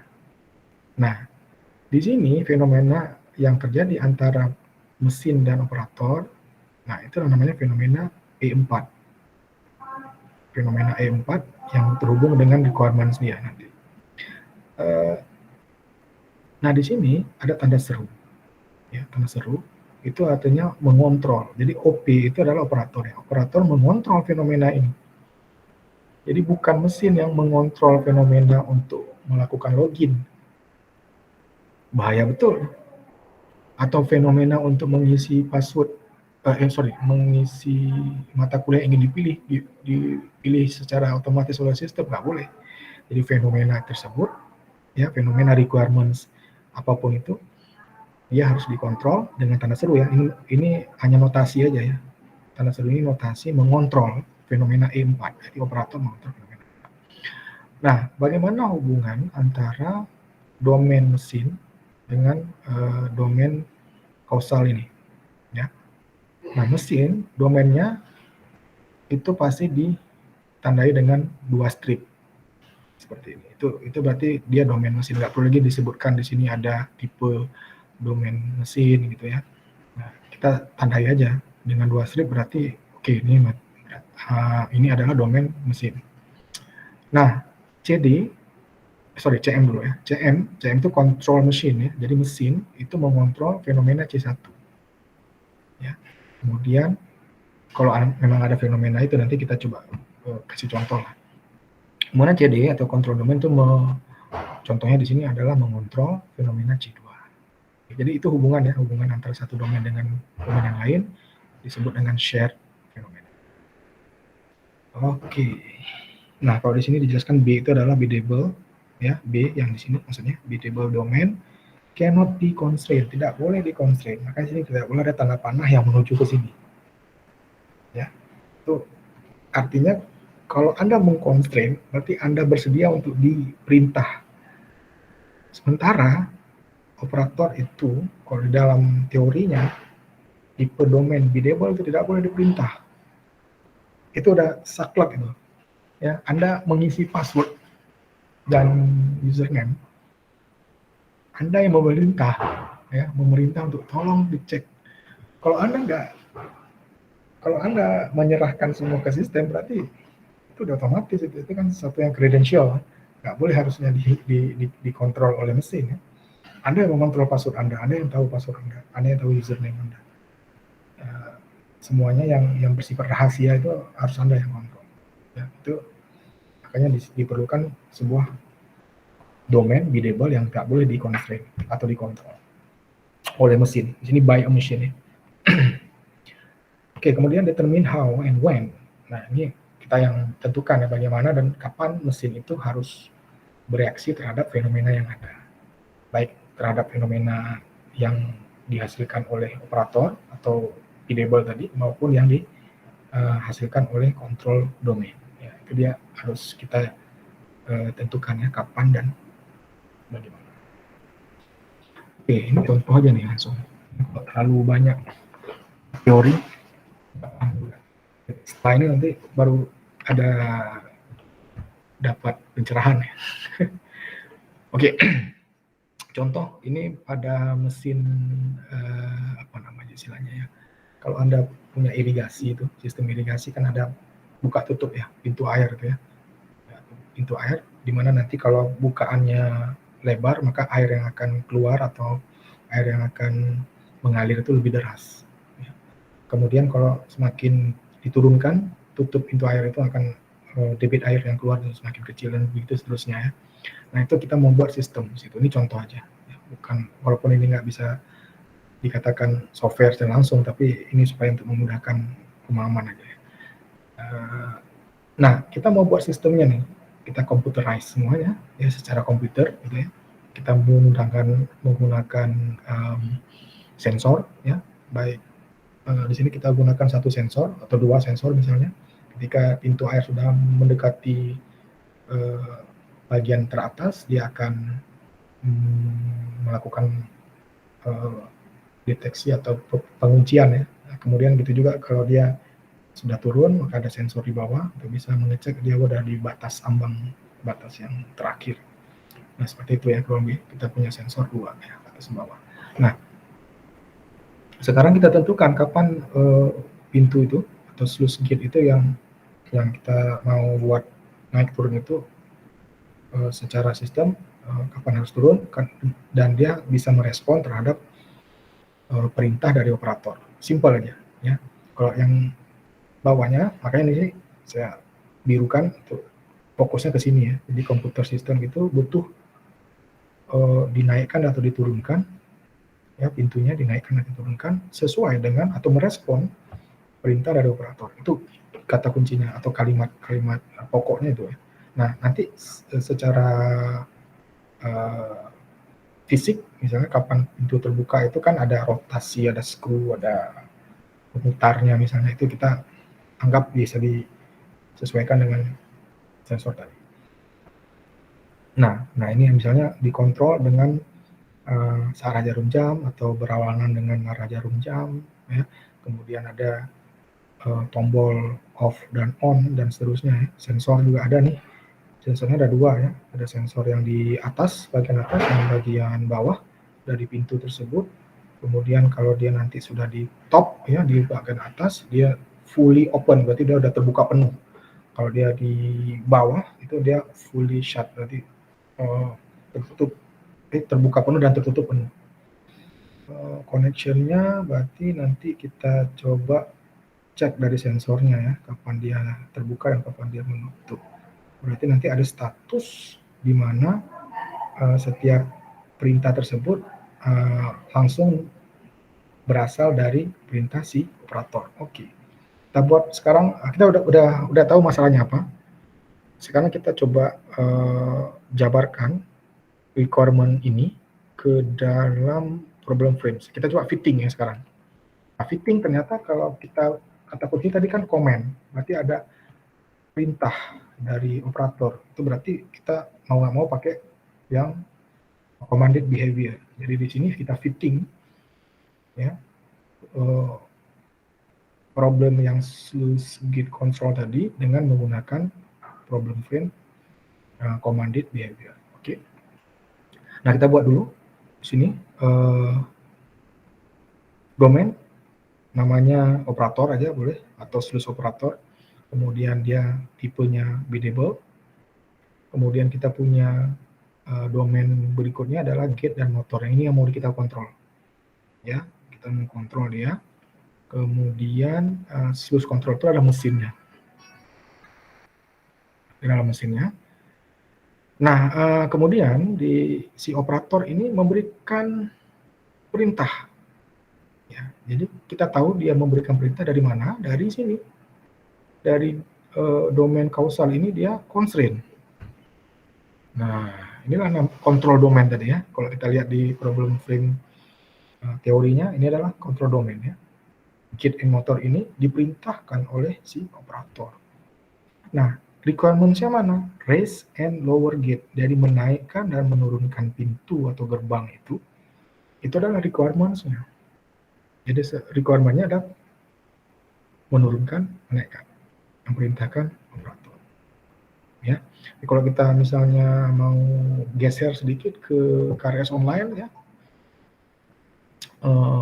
Ini requirement untuk login misalnya ya, login, kapan dia login? Nah, ini berarti fitur login gitu ya. Domain yang dikontrol adalah domain login misalnya. Mesinnya adalah KRS online. Nah, gitu ya. Kalau kita analogikan dengan mesin KRS online, ini KRS online, ini untuk loginnya. Oke, ini adalah requirements-nya. Yang diperintahkan adalah domain login atau masuk ke dalam sistemnya. Ini adalah mahasiswa. gitu ya. Nah, sekarang fenomena. Jadi kan ada fenomena yang terjadi di sini. Ya, ada A, B, C. Ini juga fenomena ya. Nah, fenomena yang pertama A. Berarti ini ya, fenomena yang A. Apa aja sini? Sluice control, berarti mesin tadi itu mengontrol apa aja? Dia mengontrol putaran skru tadi ya, skrup tadi diputar ke kiri atau ke kanan ya searah jarum jam atau berlawanan dengan jarum jam, atau on, kapan dia off, itu semuanya dikontrol oleh mesin. Nah, ada nggak fenomena yang dikontrol oleh gate and motor domain ini? Itu adalah top and bottom. Jadi kapan dia berada di atas, yang bisa mengontrol itu adalah domain gate and motor, GM ya.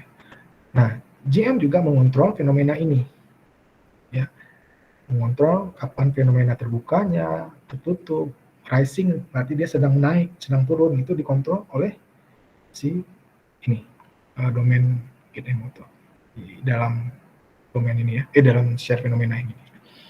Yang C ini fenomena kapan harus dinaikkan, kapan harus diturunkan, kapan harus diberhentikan. Nah, itu si operator. Ya, tapi kalau dalam proses sedang naik gitu. Nah, ini kita nggak bisa mengontrol langsung gitu ya, karena dia udah masuk ke fisiknya tuh. Jadi kalau misalnya mau diintervensi bisa, tapi kita hanya bisa mengintervensi melalui stop. Ya, sedang naik itu kita intervensi stop bisa. Tapi kalau dia sedang naik, proses naik itu nggak bisa diintervensi dulu ya sebelum perintah stop itu dilakukan ya. Itu dikontrol oleh operator. Nah, fitting problem itu sesuaikan kayak kita fitting baju ya, fitting baju itu sama kayak fitting problem di sini. Jadi kita udah punya ruang ganti. Nah, ruang ganti yang mau kita jadikan sebagai fitting baju itu kan bisa semua baju ya, bisa semua orang masuk. Jadi ruangnya sama seperti ini, problem frame-nya sama, tapi bisa memfitting berbagai macam orang dan berbagai model baju gitu. Nah, itu namanya fitting problems. Jadi fitting problems dengan menggunakan problem frames itu kita istilahkan di sini dengan instansiasi. Ya, konsep instansiasi kan udah pernah belajar ya. Instansiasi menjabarkan sesuatu yang sudah ada, blueprint-nya misalnya sudah ada, kita instansiasi, kita gunakan dengan sesuai dengan problem yang ada gitu. Jadi misalnya ada kelas mahasiswa. Kelas mahasiswa itu dalam object oriented itu kan konsepnya seperti itu ya. Ada sebuah kelas sebagai blueprint. Nah, kelas itu bisa digunakan untuk bermacam-macam problem ya. Bisa untuk melakukan login, bisa untuk mencetak KHS, mencetak transkrip dan seterusnya dengan kelas yang sama. Sama halnya seperti ini, instansiasi di sini adalah satu problem frame, itu bisa kita instansiasikan dengan berbagai macam problem yang ada di kita. Gitu. Jadi misalkan di sini untuk irigasi ya, sistem irigasi, bisa jadi nanti digunakan juga untuk KRS online, gitu. Dengan problem frame yang sama, itu namanya instantiation using problem frames. Good. Sebelum saya masuk ke simple work pieces, kita diskusi. Ada yang mau ditanyakan? Silakan.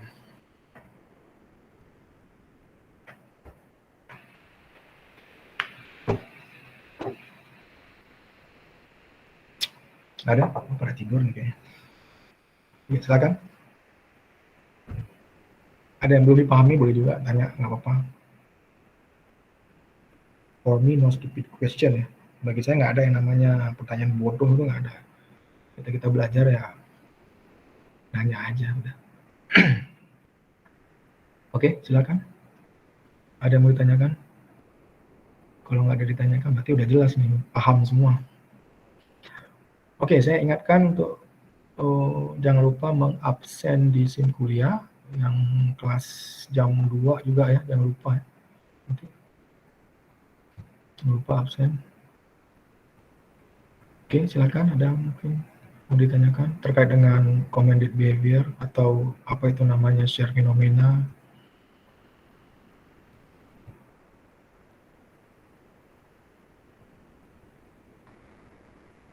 Oke. Tidak ada. Good. Oke, good. Kalau nggak ada, saya lanjutkan sedikit lagi.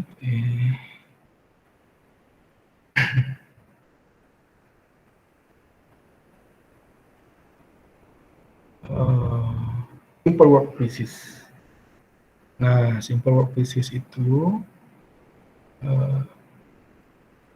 dia digunakan untuk menyimpan data ya.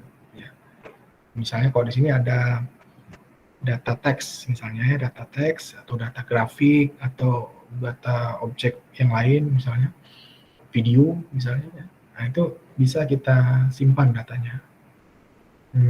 Kalau di sini dalam bukunya disebutkan bisa kita simpan, kita print, kita copy, kita analisis gitu ya, dengan cara yang berbeda-beda gitu. Jadi problem di sini yang harus kita identifikasi adalah bagaimana membuat mesin yang bisa yang bisa membuat informasi yang tadi tersimpan ya dengan menggunakan sebuah tool. Nah, makanya di sini disilakan dengan work pieces. Normally work pieces itu kan di dalam material itu kan seperti metal casting, blocks itu kan work pieces ya. Jadi ada kayak bagian-bagian dari komponen besi atau metal itu biasanya work pieces namanya. Baut itu work pieces juga tuh, baut, skrup, apalagi ya pokoknya yang dengan blok misalnya itu. Nah, kalau dari dalam software itu work pieces itu biasanya tool ya, tool yang kita gunakan supaya nantinya bisa mengedit data, menyimpan data, memproses grafik atau gambar, itu semuanya adalah tool ya yang akan kita gunakan. Nah, di sini kita akan coba membuat problem frame, simple work pieces ya. Frame diagramnya seperti ini. Jadi frame diagram itu seperti default dari problem frame tersebut ya. Jadi frame diagram ini nanti bisa kita instansiasi dan kita sesuaikan dengan problem kita. Nah, frame diagram di sini untuk simple work pieces itu terdiri dari dua domain. Yang pertama domain biddable dan yang kedua domain simple work pieces atau dinotasikan dengan X ya, lexical. Oke. Nah, X itu adalah domain lexical. Seperti yang sudah saya jelaskan di awal, domain lexical ini adalah domain yang berkaitan dengan data. Data yang bisa di-craft tadi ya, bisa dibuat, bisa dibaca, bisa diupdate atau diubah, dan bisa dihapus. Nah, itu. Nah, makanya di dalam teorinya, domain lexical ini harus selalu nggak selalu sih, itu domain display ya. Bisa jadi dia nggak di ini ya, bisa jadi dia nggak di constraint, sorry. Kalau display yang harus selalu di constraint, bisa jadi ini tidak di constraint. Nanti saya kasih contohnya kapan dia nggak di constraint. Tapi kalau dalam hal berhubungan dengan domain biddable, dia akan selalu terconstraint. Ya, karena nanti ada contoh beberapa frame diagram, di sini lexical, di sini juga lexical. Ya, ini tidak ada yang di constraint itu. Nanti ada contohnya di depan. Ini yang defaultnya aja dulu. Oke, ada user, ya, biddable, constraint, ya. Berarti dia memerintahkan sesuatu untuk dapat mengubah data atau menulis data atau apapun itu. Ya. Kemudian di sini contohnya adalah editing tool. Editing tool itu kan bisa kayak Microsoft Word, Notepad, itu kan editing tool semua tuh ya. Nah, seperti itu ya, Anda bisa mengetik, Anda bisa mengedit, Anda bisa menghapus data dalam bentuk tulisan misalnya. Nah, di sini fenomenanya ya fenomena E3 ya. Jadi user itu mengontrol fenomenanya gitu, bukan editing tool ya. Editing tool oke, dia akan mengontrol fenomena E1 yang di sini. Workpiece juga ada fenomena yang terjadi di sini, dia kontrol gitu ya. Nah, Y4 itu adalah fenomena yang berasal dari komen atau perintah user. Y4. Ya. E3 adalah sama ya, perintah dari user. Bedanya dengan Y4, kalau Y4 itu perintah untuk mengeksekusi. Ya. Kalau di sini perintah untuk dia menyesuaikan dengan requirement-nya apa. Jadi dia requirement-nya menghapus misalnya, berarti dia fenomena menghapus ini disesuaikan dengan requirement, selalu terjadi fenomena lagi, ya, penghapusan data, itu namanya U4. Oke, di sini sampai penjelasannya ya. Fenomena E1 itu adalah operation on work PC C2 E2 yang ini ya, yang di sini. Itu mesinnya bisa mengukur gimana satu keadaan tertentu ya, atau nilai tertentu di dalam domain ini. Oke. Langsung contohnya aja ya. Ini ada party plan. Jadi ada dua orang yang membutuhkan satu tool ya, alat bantu di mana mereka bisa mencatat tamu-tamu yang akan diundang. Nah, jadi mereka mau melihat tamu atau mencatat tamu dalam pesta mereka. Jadi di sini dia perlu satu editor ya, di mana dia bisa mengirim perintah berupa teks sehingga nantinya tersimpan di dalam database. Simple. Nah, jadi kita gunakan lexical ya untuk party plan-nya ya, tamu-tamu undangan nanti akan tersimpan di sini. Kemudian ada biddable. Ya, biddable. Nah, lalu di sini domain party plan ini di constraint. Ya. Di constraint. Nah, kemudian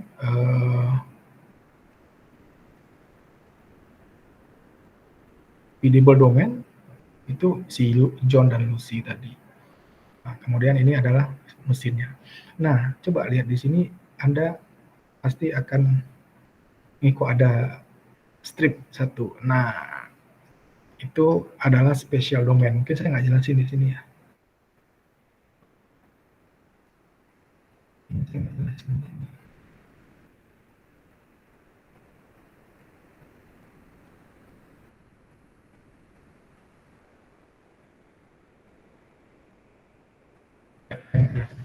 Ini special domain. Kalau yang ada strip satu, itu menandakan bahwa domain ini bisa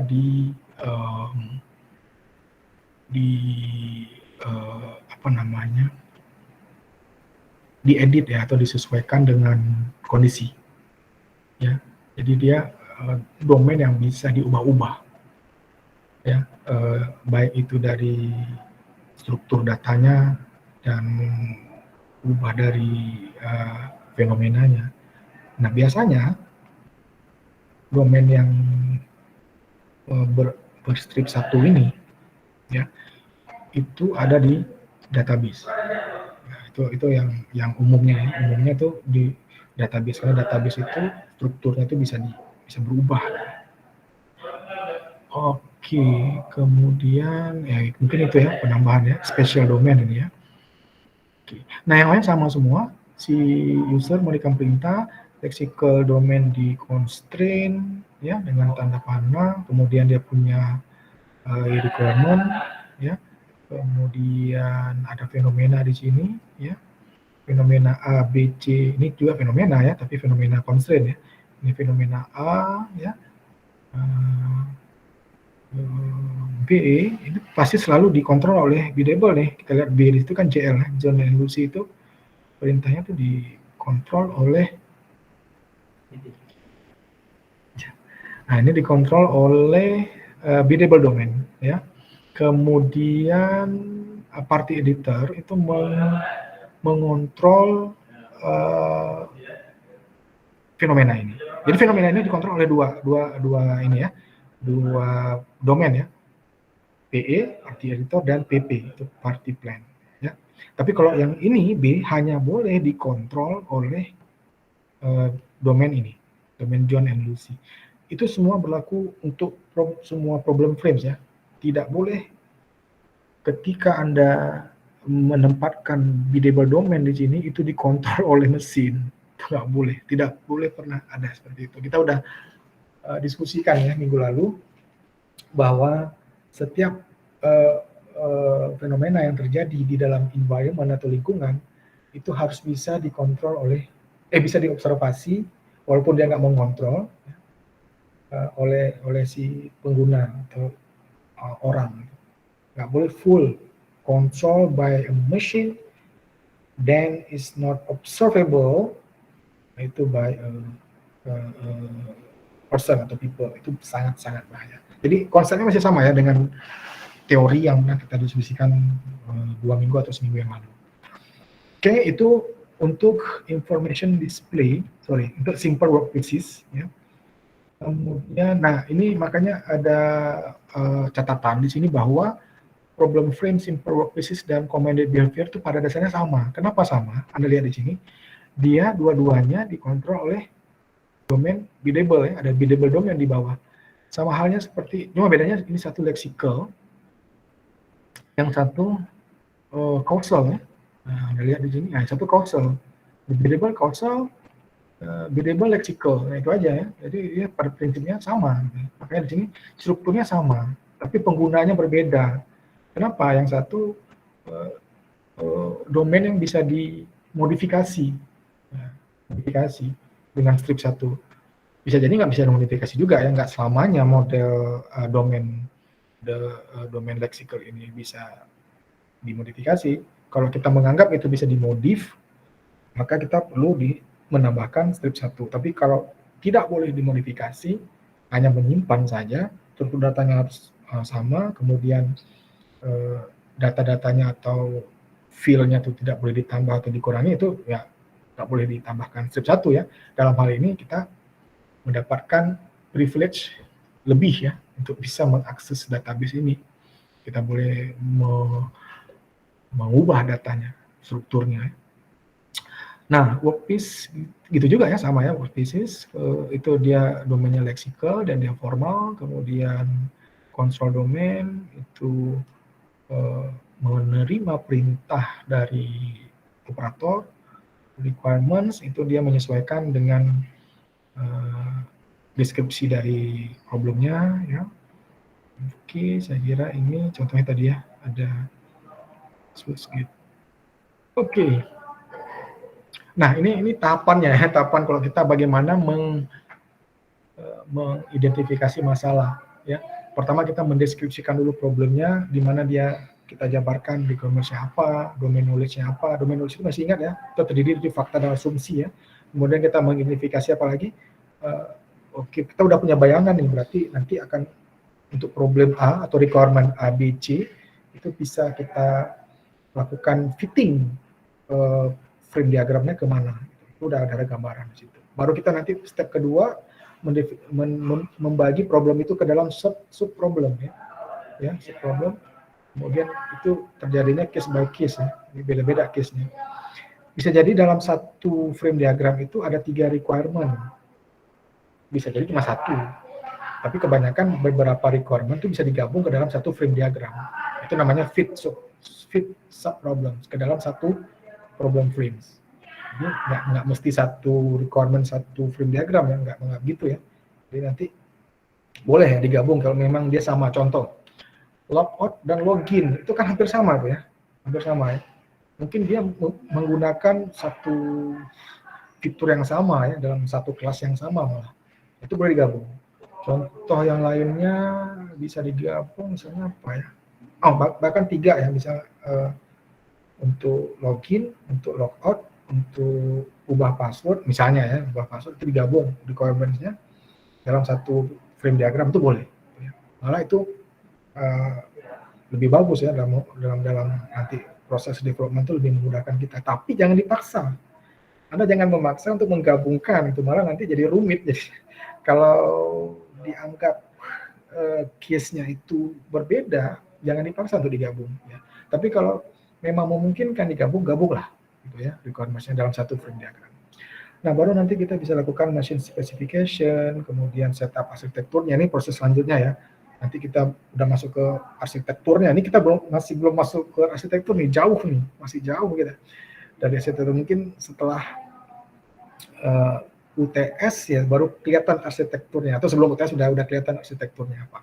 Ini masih mengidentifikasi problemnya dulu, gitu ya. Kemudian baru kita implementasikan, kita coding, ya, kemudian kita testing, debugging, dan kita deploy ke sistemnya ya, atau ke komponennya nanti. Nah itu nanti arahnya ke sana ya. Jadi utamanya ini kan pelajari dulu lah masalahnya apa. Gitu kan. Sama kayak kita mau kuliah dulu, mau daftar atau mau ngambil jurusan apa, kan kita survei dulu kan. Kita survei, kita riset kecil-kecilan, lihat jurusan informatika itu gimana sih prospek untuk bekerjanya nanti setelah lulus gimana. Itu kan sama dengan describe problem. Cuman di waktu itu kalian tidak menggunakan teori ya. Misalnya di sini pakai requirements lah, pakai asumsi atau faktanya apa, kan nggak begitu ya.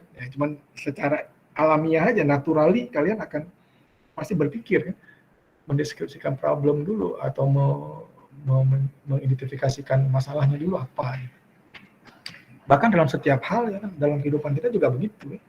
Mau kuliah naik motor gitu, oke. Bensin ada nggak nih? Nah, ini kan kita bagian dari identifikasi masalah. Jangan nanti jadi masalah. Masalahnya ada nggak bensinnya? Itu kan requirements berarti kan. Berarti memastikan bahwa bensinnya ada. Jadi kita bisa jalan dari rumah ke kampus misalnya. Atau kalau online, pastikan ada paketnya nggak ini. Atau baterai HP-nya cukup nggak misalnya seperti itu. Kalau nggak kita harus sambil dicas. Nah, itu kan bagian dari deskripsi masalah. Sebetulnya hampir sama. Ya, cuman tidak diteorikan gitu kan, secara manusiawi kita berpikir pasti begitu. Jadi ada rencana, planning itu kan bagian dari pengembangan software. Cuman kita tidak mengenal, ternyata ada teorinya, ada problem frames, ada frame diagram, ada teori-teorinya. Nah, teori-teori ini yang sekarang lah kita ini. Karena memang kita pelajari ini penting. Jadi jangan sampai membuat itu softwarenya sudah dibuat atau sudah dimulai dikembangkan, tapi permasalahannya ternyata bukan itu gitu. Jadi Anda membuat satu hal yang sia-sia, ternyata bukan itu loh. Anda mengidentifikasi nggak masalahnya? Enggak, Pak. Aduh. Makanya requirements itu penting gitu ya. Oke, saya kira itu secara umum dulu ya, perkenalan di awal. Nanti minggu depan kita lanjutkan beberapa contoh domain yang bisa di-constrain atau yang tidak bisa di-constrain. Bahkan nanti saya perkenalkan dengan domain 3 domain sekaligus seperti ini ya. Ada requirements, kemudian ada 2 domain yang tidak di-constrain ya, yang satu di-constrain. Ya, nanti udah pasti kalau yang di-constrain ini tidak boleh biddable misalnya. Berarti biddable hanya boleh ada di sini atau di sini. Itu terkait dengan tabelnya, nanti ada dalam tabel. Ini akan saya share ke e-learning dan ke grup ya, untuk dibaca-baca dulu. Jadi minggu depan saya harap untuk tipe-tipe domain yang ada di sini bisa dipahami. Jadi ini ada domain yang namanya, saya kasih dulu ya. Satu domain ya, di-constrain. Ada 2 domain, yang satu di-constrain, yang satu tidak, namanya reference domain. Berarti ini nggak di-constrain. Satu lagi domain yang di-constrain, bedanya ada tanda panah, berarti dia diperintahkan untuk menjalankan sesuatu. Lalu ada nanti 3 domain yang di-constrainnya hanya satu, untuk beberapa requirements, atau satu atau beberapa requirements. Ada juga yang ini contohnya ya, contohnya display itu akan selalu di-constrain ya, Dek. Jadi nggak boleh display itu Anda mau menggunakan display nggak di-constrain. Kenapa? Display itu pasti menampilkan sesuatu, jadi harus selalu di-constrain. Tapi kalau lexical boleh tidak di-constrain, boleh di-constrain. Berbeda dengan biddable ya, biddable tidak boleh pernah di-constrain. Kebalikan dengan display harus di-constrain, biddable tidak boleh di-constrain. Kemudian nanti ada yang 2 di-constrain, ada yang 1 tidak di-constrain. Udah jelas bahwa yang 1 tidak di-constrain ini adalah biddable. Ini bisa jadi dia causal, bisa jadi lexical, bisa jadi dia causal, bisa jadi lexical. Biddable nggak akan pernah bisa ada di sini. Tipe biddable tidak pernah di sini. Nah ini diagramnya atau tabelnya nanti bisa dilihat di sini untuk RDT ya, biddable, consent domain biddable nggak akan boleh ada di sini misalnya. Makanya di sini tidak ada yang biddable ya. Oke, itu coba tolong dibaca. Kemudian contohnya ada dua domain yang di constraint, yang satu database, yang satunya display-nya diperintahkan oleh seorang operator. Requirements-nya kebetulan satu sini ya, update. Oke, itu untuk problem frames. Ini adalah beberapa tool, nanti dibaca aja tool yang bisa digunakan dalam UML ya. Kalau mau kita implementasikan ke UML bisa ya dengan menggunakan tool. Ini contohnya diagram problem frame tadi. Ada yang domain knowledge ya, problem diagram, kemudian biddable ya. Dibaca. Ini gampang kok. Jadi domain itu kan terbagi ada beberapa ya. Kalau dalam UML itu kita bisa buat satu stereotype di sini domain, ada biddable domain, ada causal domain, ada design domain. Nah, design domain yang saya bilang tadi yang bisa dimodifikasi, yang satu street itu namanya design domain. Nah, kalau causal domain itu bisa jadi display domain, bisa jadi lexical, bisa jadi machine. Machine itu termasuk dalam causal domain. Walaupun nanti dalam penulisan atau diagramnya dia di strip 2. Nah, biddable domain dia berdiri sendiri. Ya, nggak boleh. Connection ini lebih ke domain perantara atau nanti bisa digunakan sebagai penampung fenomena yang terjadi antar domain ini. Kemudian untuk requirements, kita tahu statement ada yang requirement, ada yang domain knowledge, indikatif, objektif. Domain knowledge terbagi dua, ada fakta dan ada asumsi. Ini bisa kita buat definisi-definisi ini dalam UML. Jadi yang belum pernah belajar UML mungkin akan kerepotan. Ini yang mana yang namanya inheritance, apa beda yang putih solid, panah solid dengan yang ini, itu harus bisa dijawab minggu depan ya. Nanti saya tanya nih, kenapa dia hitam di sini, kenapa dia putih panahnya, itu ada artinya ya. Oke, kemudian nanti dibaca lagi mengenai constraint. Jadi ada constraint, ada reverse to ya, yang nggak boleh di constraint, ada observe, mengobservasi, ada mengontrol ya. Nah, jadi kalau observasi dia nggak bisa mengontrol, kayak saya sebutkan di awal dulu, kita bisa mengontrol dan bisa diobservasi. Kapan dia mengobservasi, kapan dia ya. Kalau sudah dikontrol oleh mesin, maka dia harus bisa terobservasi oleh orang. Nah, tapi kalau orang bisa mengontrol, nggak diobservasi oleh mesin, nah itu dibolehkan ya, dalam penerapannya dibolehkan aja. Gitu. Oke. Ini contoh-contohnya dalam UML, nanti dibaca ya, apa yang namanya shared phenomena, itu. Ini kalau kita gambar dalam UML, jadinya seperti ini tadi ya, Lucy itu, jadi dia punya biddable domain, ya. Ini, ingat ya, ini bukan di constraint ya, artinya bukan biddable domain, ini refers to, jadi jangan nanti salah paham, kok Pak, ini katanya nggak boleh di constraint. Ya, dalam UML ini menandakan dia bahwa komen ini sudah, atau requirement ini sudah diperintahkan ya. Memang ini terjadi apa namanya? Saya lebih cenderung menghilangkan panah ini ya. Jadi seolah-olah ini jadi biddable domain itu di constraint ya. Jadi saya akan menghilangkan ini. Tapi karena versi UML lama nih, jadi saya belum menggunakan UML baru. Nah, yang baru ini nggak boleh ada di constraint. Tapi kalau yang baru, yang lama kita harus tetap butuh tanda panah ini. Nanti saya perbaiki aja nih. Oke. Oke. Untuk hari ini mungkin ada yang ditanyakan, silakan. Oke. Question please. Wow, kamu jam 12 nih.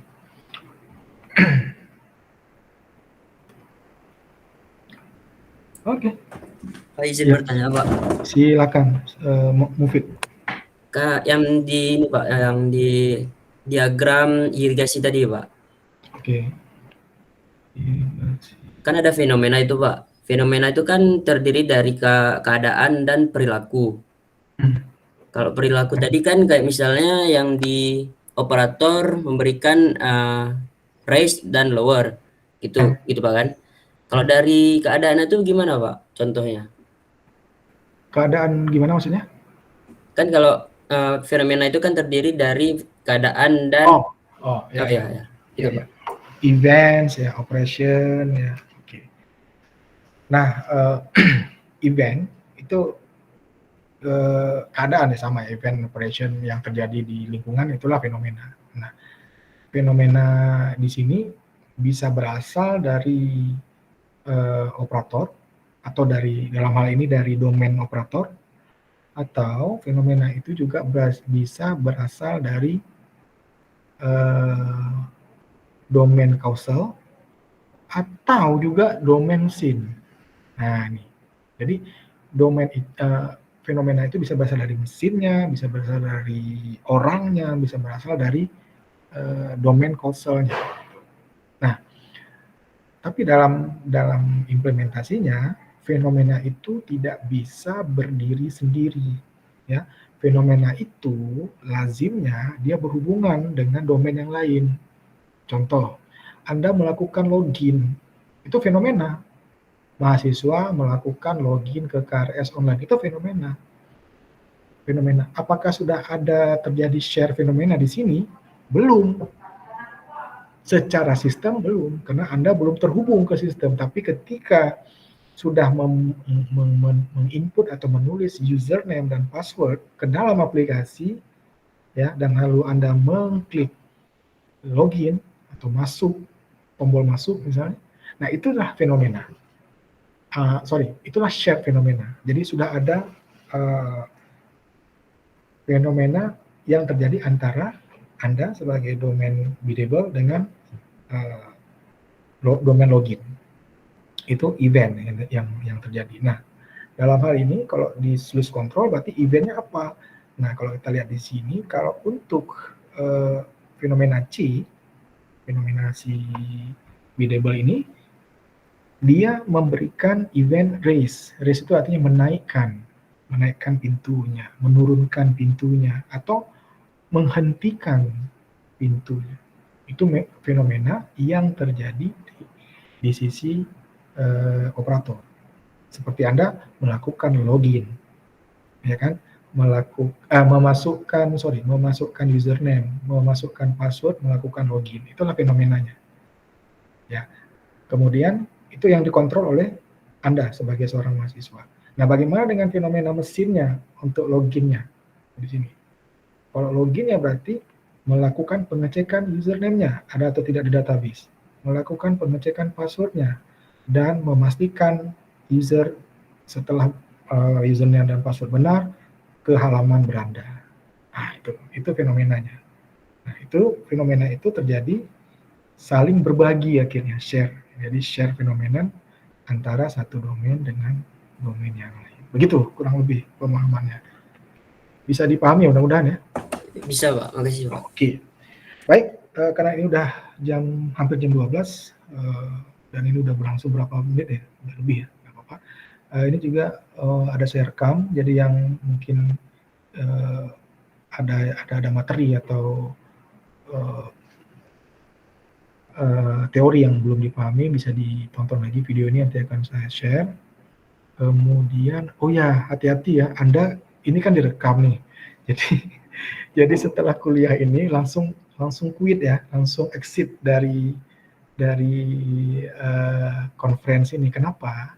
Jadi ceritanya kemarin saya ngajar, saya nggak usah sebutkan di jurusan mana, yang pasti nggak di jurusan informatika. Jadi mahasiswanya nggak keluar, mereka masih diskusi. Oke, itu biasa. Masalahnya dia flirting, ngerti flirting?